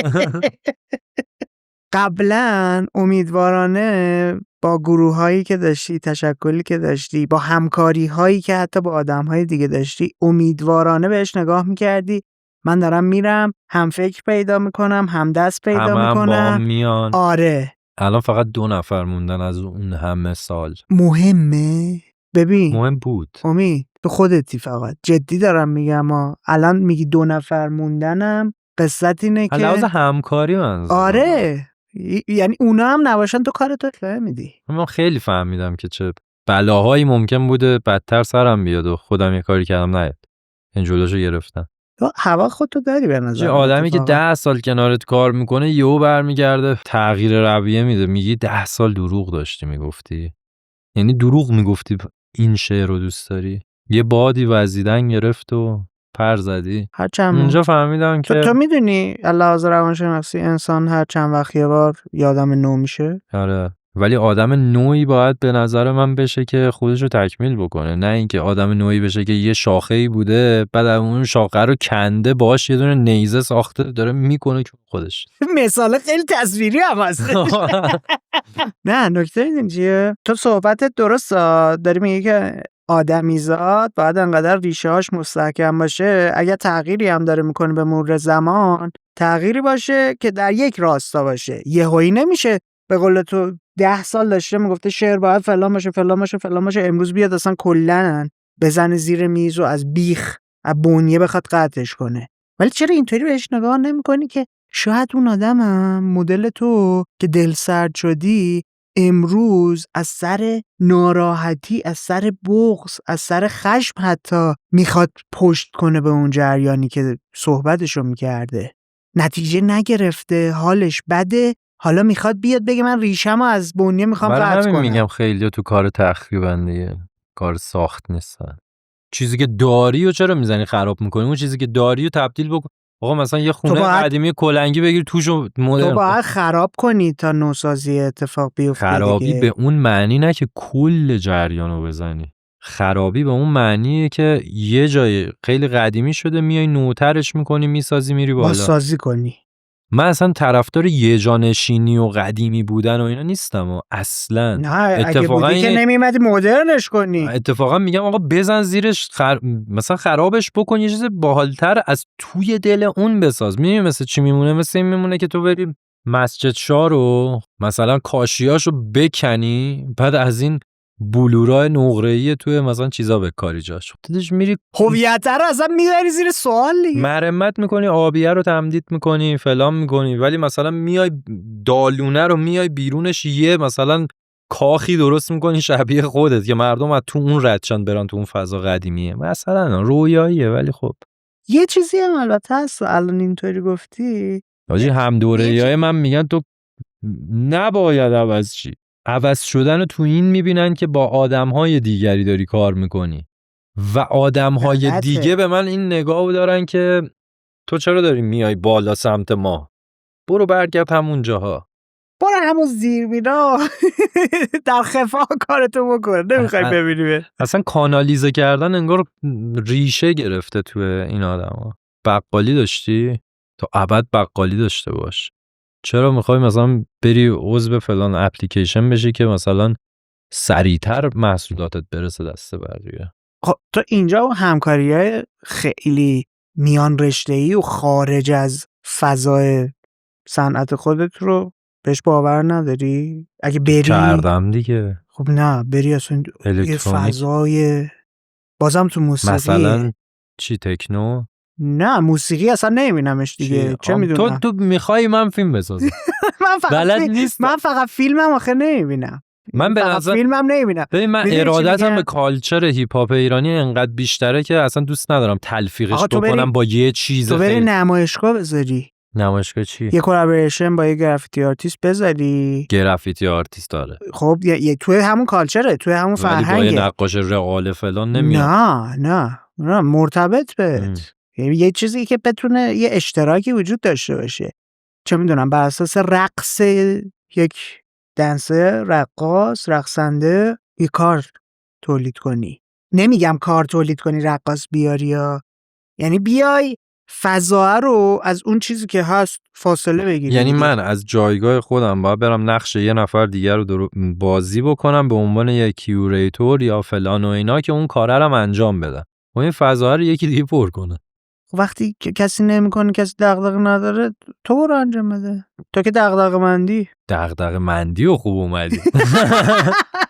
من اصلا میگم حاجی هرچی رشته اونجوری دارم تو خودم دارم قیچی میکنم. آقا تو از سر ناراحتی، تو از سر ناراحتی این اقدام رو داری انجام میدی، این کار رو. آره وقتش برسه اون کار رو هم دوست دارم بکنم، ولی خیلی جالب میشه که آدمهای خوب و درست و به جایی بیان اون جایگاه ها رو دست بگیرن و اون کارا رو انجام بدن با توجه به آدمهایی که میشناسن.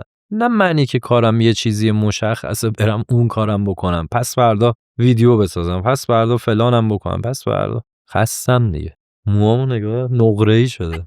ممکنه برم یهو مثلا خواب بیدار شم بگم برم امروز بنفش بکنم، بعد یه ویدیو باش درست کنم، بعد وسط ویدیو کچل کنم. باحاله ها. من کارهایی که الانم تو خط فکری خودم رو میخوام انجام بدم، اگه مثلا با همراهی یه آدم‌هایی باشه ببینم اونا دارن دل سرد میشن، کارو کنسل میکنم. میگم آقا زور نمیکنم، ولش کن. خودم ولی تجربه گرو بودن تو هم داری ادامه میدی تقریبا. خب آتیشه کجاست؟ از درونته؟ آره.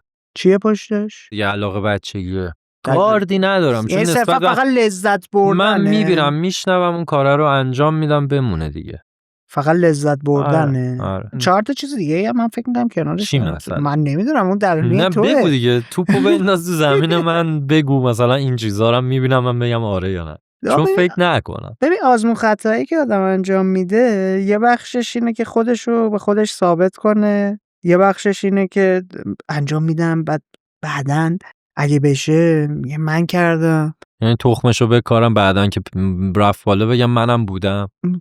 آره یا من اصلا راه انداختم. نه. من بودم هم نه. من اصلا راهش انداختم. اتفاقا تو کارنامه کاری من نگاه کنی خیلی کارهایی کردم که اصلا ازش دم نزدم و اینجوری بودم که بابا ولش کن، برای کل کالچر این اتفاق افتاده. من کیم؟ مثلا اولین بار شناسنامه نوشتن برای آهنگا که تا اسم تو ملی من یادم این اتفاق افتاد. آره قبلترش از سال 90 تا اسم مثلا کسی که آرت ورک هم میزدم مینوشتیم که بها بدیم به همه آدمایی که تو اون پروژن. الان مسخره میکنن دیگه تو رپ فارسی.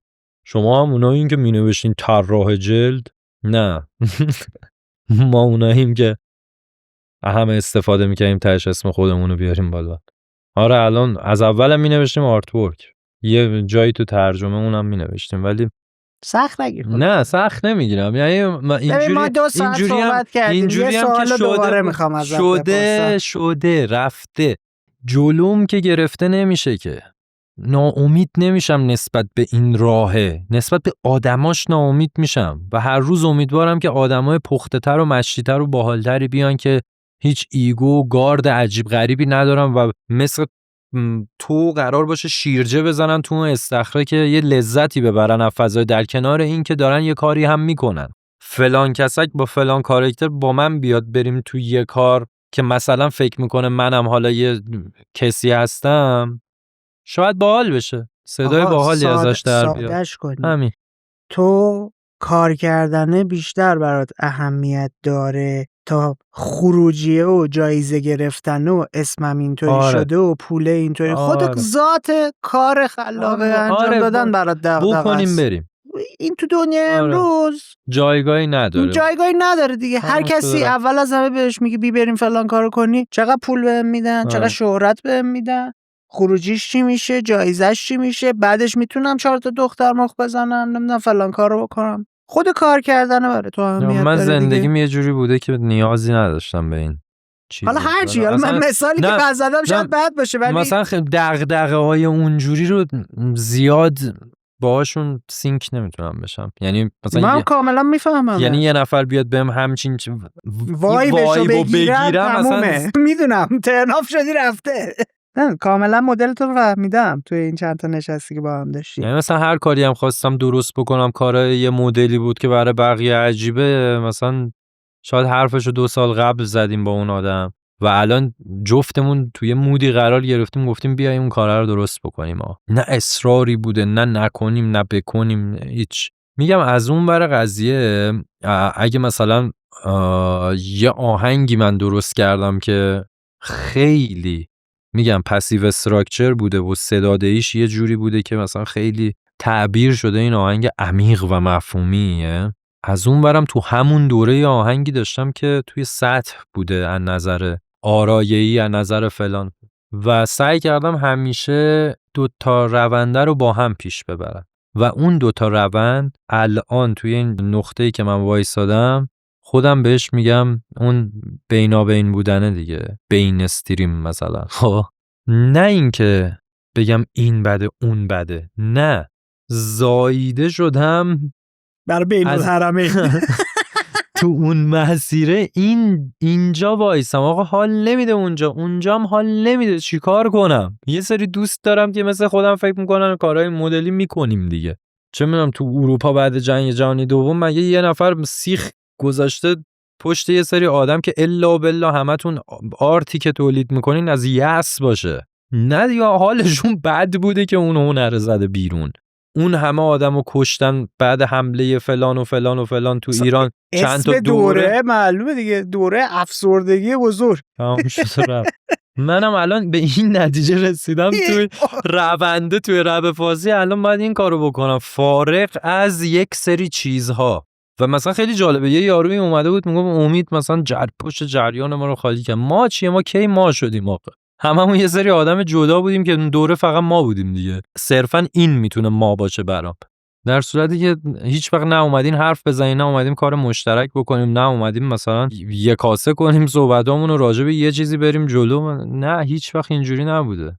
عشقی بوده، بیشتر کار کردیم رفته جلو، شده نشده دیگه. حالا سانکلودم یا حالا اون پورتفولیویی که توی فضای مجازی دارم از خودم، حالا اون اسپاتیفای فلان، تا همین 2 سال پیش توی 2-3 تا گروه بوده، حالا ملی دیوار چریک فلان، توی رپ فارسی پخش و پلا بود. من صفحه واسه خودم نداشتم.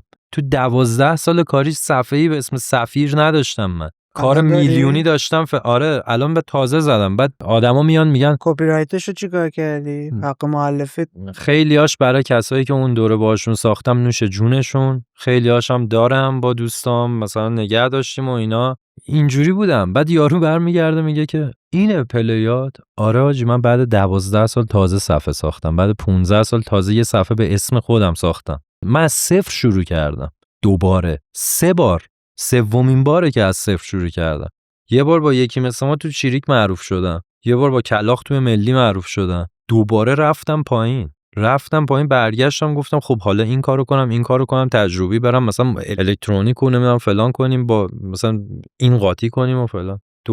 الان دوباره دارم برای بار 3 برمیگردم. و آره صفحه‌ای نداشتم، در راه رضای کالچر اون کارا رو کردم. پس من کارمو کردم، الانم میخوام اون کاری که فکر میکنم برای خودم رو بکنم. حالا طرف به این فکر نمیکنه تو چه تأثیری کجا گذاشتی، به این فکر میکنه که الان 10,000 تا تو با اون 1 میلیون اون چقدر فاصله داره. من اینجوری هم که بابا ول کن، به چی فکر میکنی؟ به قول هیچکس 4 تا شنونده مشتی و به میلیون شنونده سرسری میدم ترجیح. سفیر کبیر دور زمین. سوال اول دوباره بپرسم. آره امید چطوری؟ ببین معمولی و حواست به خودت هست؟ نه زیاد. حواست به خودت هست که توی این گفتگویی که داشتیم چقدر اتفاقات برات اهمیت داره، چقدر دغدغه فرهنگی رو داری، چقدر دغدغه پیشینه هنریه رو داری. خب اینا ارزشه دیگه. نگاهشون کن، قدرشو بدون، قدر خودت هم بدون. من سعی میکنم، یعنی این که میگی چطوری، اینجوری هم که معلقم دیگه، یه لحظه خوبم یه لحظه بدم، یه لحظه سعی میکنم بهتر باشم، یه لحظه سعی میکنم ول کنم. یعنی اینجوری هم که فری استایل دیگه، زندگی بداهه. اینجا برم بیرون یکی مثلا یه گونی پول جلو من بذاره، اینجوری هم که خب مثلا ایول باحاله.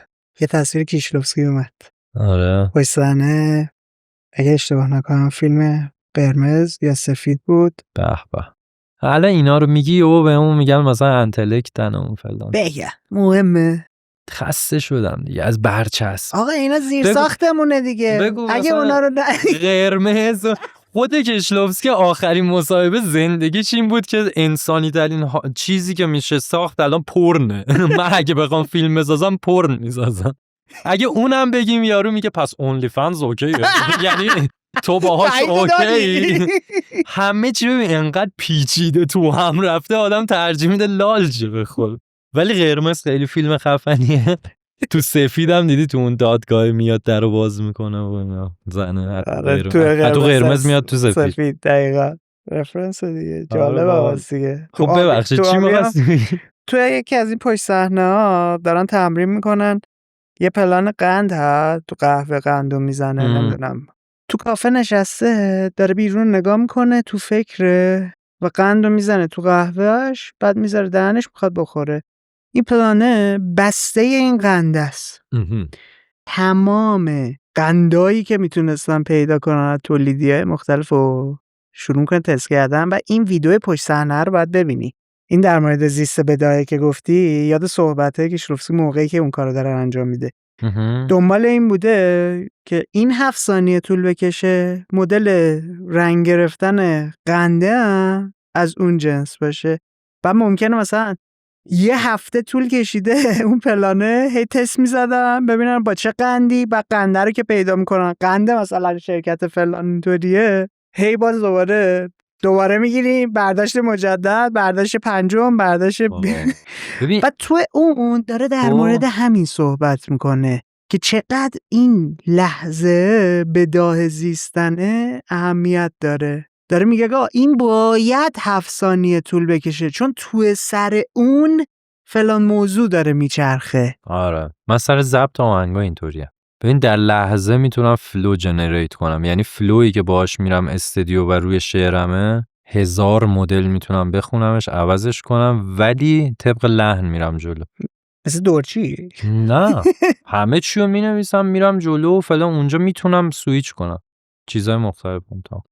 بریم سمت جنبندی؟ بریم. آره بر من مسئله این بود تو رو به کوزیکورنه دعوت کنم تا با هم در مورد تأثیری که از شعر کلاسیک گرفتی گپ بزنی، ولی تو شروع ماجرا در سوال اول جوابی که ازت گرفتم منو اصلا برد به یه سمت و سوی دیگه. اصلا کلا از هر شاخه‌ای حرف زدیم و فکر کنم آدمایی که ببینن این برنامه رو اینطوری میشن که اینا در لحظه هر چی شد گفتن و گرفتن. نه خیالت راحت. مسیر گفتگو مسیری بود که من رو کمک کرد متوجه مدل فکر کردن و نگاه کردن توی خلق کردنت بشم. توی شروع ماجرا رو با سوالی که پرسیدم وقتی که شیرجه زدیم تو دلش من متوجه شدم تو یه نگاه بیرونی داری و تأثیر گذاشتن روی بقیه برات اهمیت داره. اثر خودت رو باقی گذاشتن نه به عنوان اینکه تو مرکزیت اون واقع و رخ داد باشی، بلکه به عنوان کسی که ناظر بوده هست.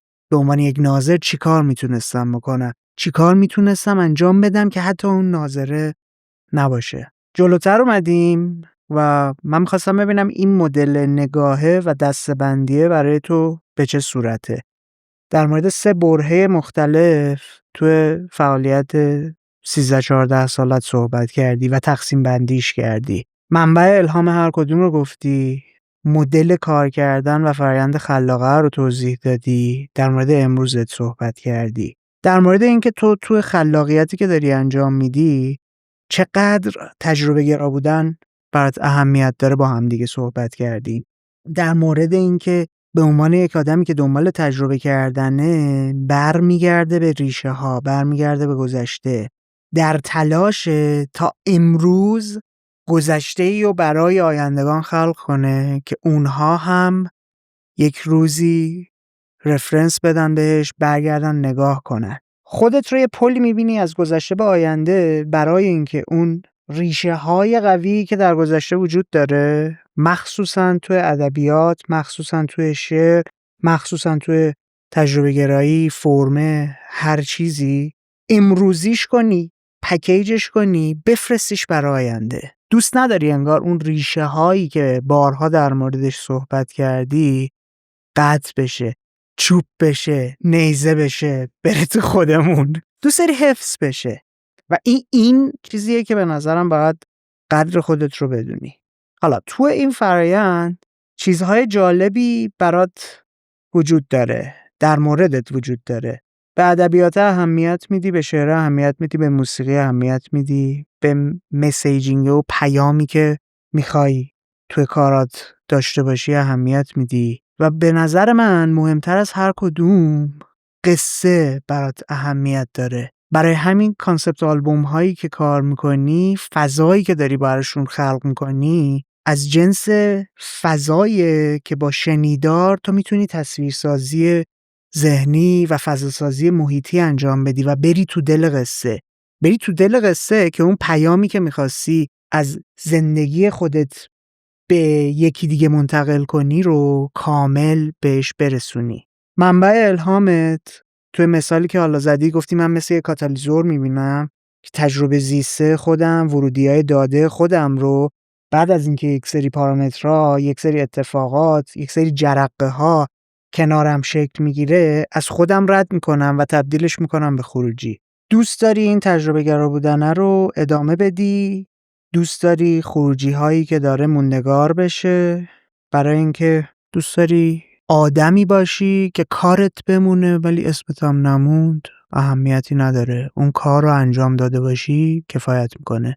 برای همین اهل اینی که همکاری کنی با آدمای مختلف، تجربه خلق کنی.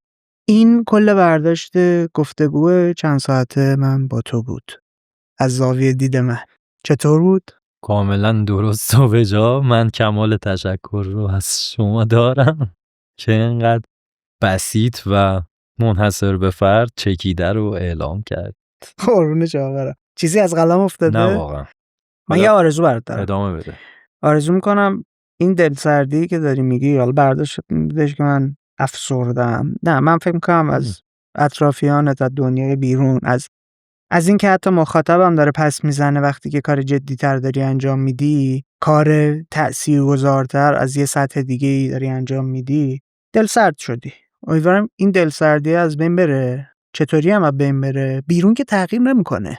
اون آتیش توت انقدر تندتر و گرمتر بشه که به جای اینکه من وفق بدم خودم، اونا خودشونو با من وفق بدن. آره. اوکی. تنها آرزو اینه. زیباست. چه حیف. مرسی. منم برای تو همینو میخوام. فدات شم. 2 سوال من معمولا مهمونام میپرسم، تو هم بپرسم. حتما. کوزی کورنرت کجاست؟ تو چه موقعیتی خلاق ترین نسخه خودت رو داری تجربه میکنی؟ وقتی بازی میکنم. چه بازی؟ ماینکرافت. منظور کنسول. آره. کامپیوتر. ولی خب مثلا چی بهت داره میده؟ آزادی. از لحظه قطعت میکنه؟ خیلی. بچگی اینجوری بود. و دومین کوزی کورنرم دراز کشیدن رو تخت و سقف رو نگاه کرده. چیزی پلیه؟ همه چیزایی که تو ذهنم رد میشه اونجا ادیتش میکنم و بعدش میگم خب آها حالا پس باید برم تو دنیای واقعی هم اینجوری تغییرش. تو تخویل هستی چیکار قبلش کردی؟ چیزی پلی کردی نکردی؟ نه. سکوت؟ نه هیچ دیسیپلینی ندارم برای اونجا. فقط اینجوری هم که تنها باش. منو یاد یکی از مهمونامون انداختی. محمد معتمدی. کوزی کورنرش مدیتیشن بود. گفت من میرم توی حالت مدیتیشن و هر ایده‌ای، هر چیزی تو سرم داره میچرخه رو فقط نظاره‌گرم. حالا من تو هم الان دقیقاً همین روندش مثلا مدیتیشنال نیست برای من. نه برای تو اینه که لش کنی مثلا تو اون تنهایی احساس آرامش میکنم و یه کاری که میکنم اینه که اول همه چیزو با فشار که بهم وارد شده تو خودم باهاش مقابله میکنم. اگه مثلا یه چیزی بهم فشار آورده عصبانی ام واقعا، خب ولی توی نقطه صفر ذهنی عصبانی ام، ولی دارم سخت نگاه. بعد فکر کردن و تصویر سازی بهش که اون جنگه رو من قراره برندشم تو اون خیالاته، میگم کشتمش، حالا ادیتش کن، حالا تبدیلش کن، یه همچین چیز کودکانه اینج مدلی دیگه. به سبک توه. آره ولی گیم هم همیشه بچگی نجاتم داده. یعنی مثلا اتفاقا کودکانه هم نی و از بلوغ داره میاد، همین که تو نسبت بهش خودآگاه شدی این مدلی و ازش داری استفاده میکنی، بهترین چیز ممکنه دیگه. مهم اینه که اون لحظه بتونی اون عشق، من حالا بهش میگم عشق دیگه، اون آتیشی که تو میگی مثلا تو وجودت هر آدمیه، اون عشق رو بتونی فعال بکنی و مرتبطش بکنی با اون چیزی که میخوای. حالا هر آدمی تو زندگیش عشق یه جوریه دیگه، یه معنی میده. سوال آخر، این گفتگو رو دوست داری به کسی تقدیم کنی؟ چه فکر کنم؟ بله راحت باش. این گفتگو رو به همه اون آدمایی که میترسن یه کار جدیدی بکنن و گذشتهشون یه جوری نگهشون داشته که تبدیل میشن به سربازایی که مقابله میکنن با آدمایی که کار جدید میخوان بکنن، به همه اونایی که شکست خوردن و الان عضو لشکر دشمن شدن، یعنی انگار اون اومده فتح کرده و اینا کلا رنگشون از دست دادن. و در آخر به همه اونایی که انقدر ایگوهاشون بزرگه که متاسفانه قراره تنهایی بمیرن و تا دیر نشده زندگی کنین نکم. همین. امید دمت گرم. چاکریم. خیلی جذبه. مخلص. همونطور که دارید می‌بینید یه کار تیمی و کلی آدم برایش زحمت کشیدن. دست به دست هم بدیم، کمک هم دیگه کنیم، کامیونیتی و جامعه مخاطب کوزی کورنر رو بالاتر ببریم. بزرگتر شدن جامعه مخاطب ما به ما فضا و فرصت این رو میده تا بتونیم مهمون‌های غیر فارسی زبان هم به کوزی کورنر دعوت کنیم. مراقب خودت باش. به زودی می‌بینمت.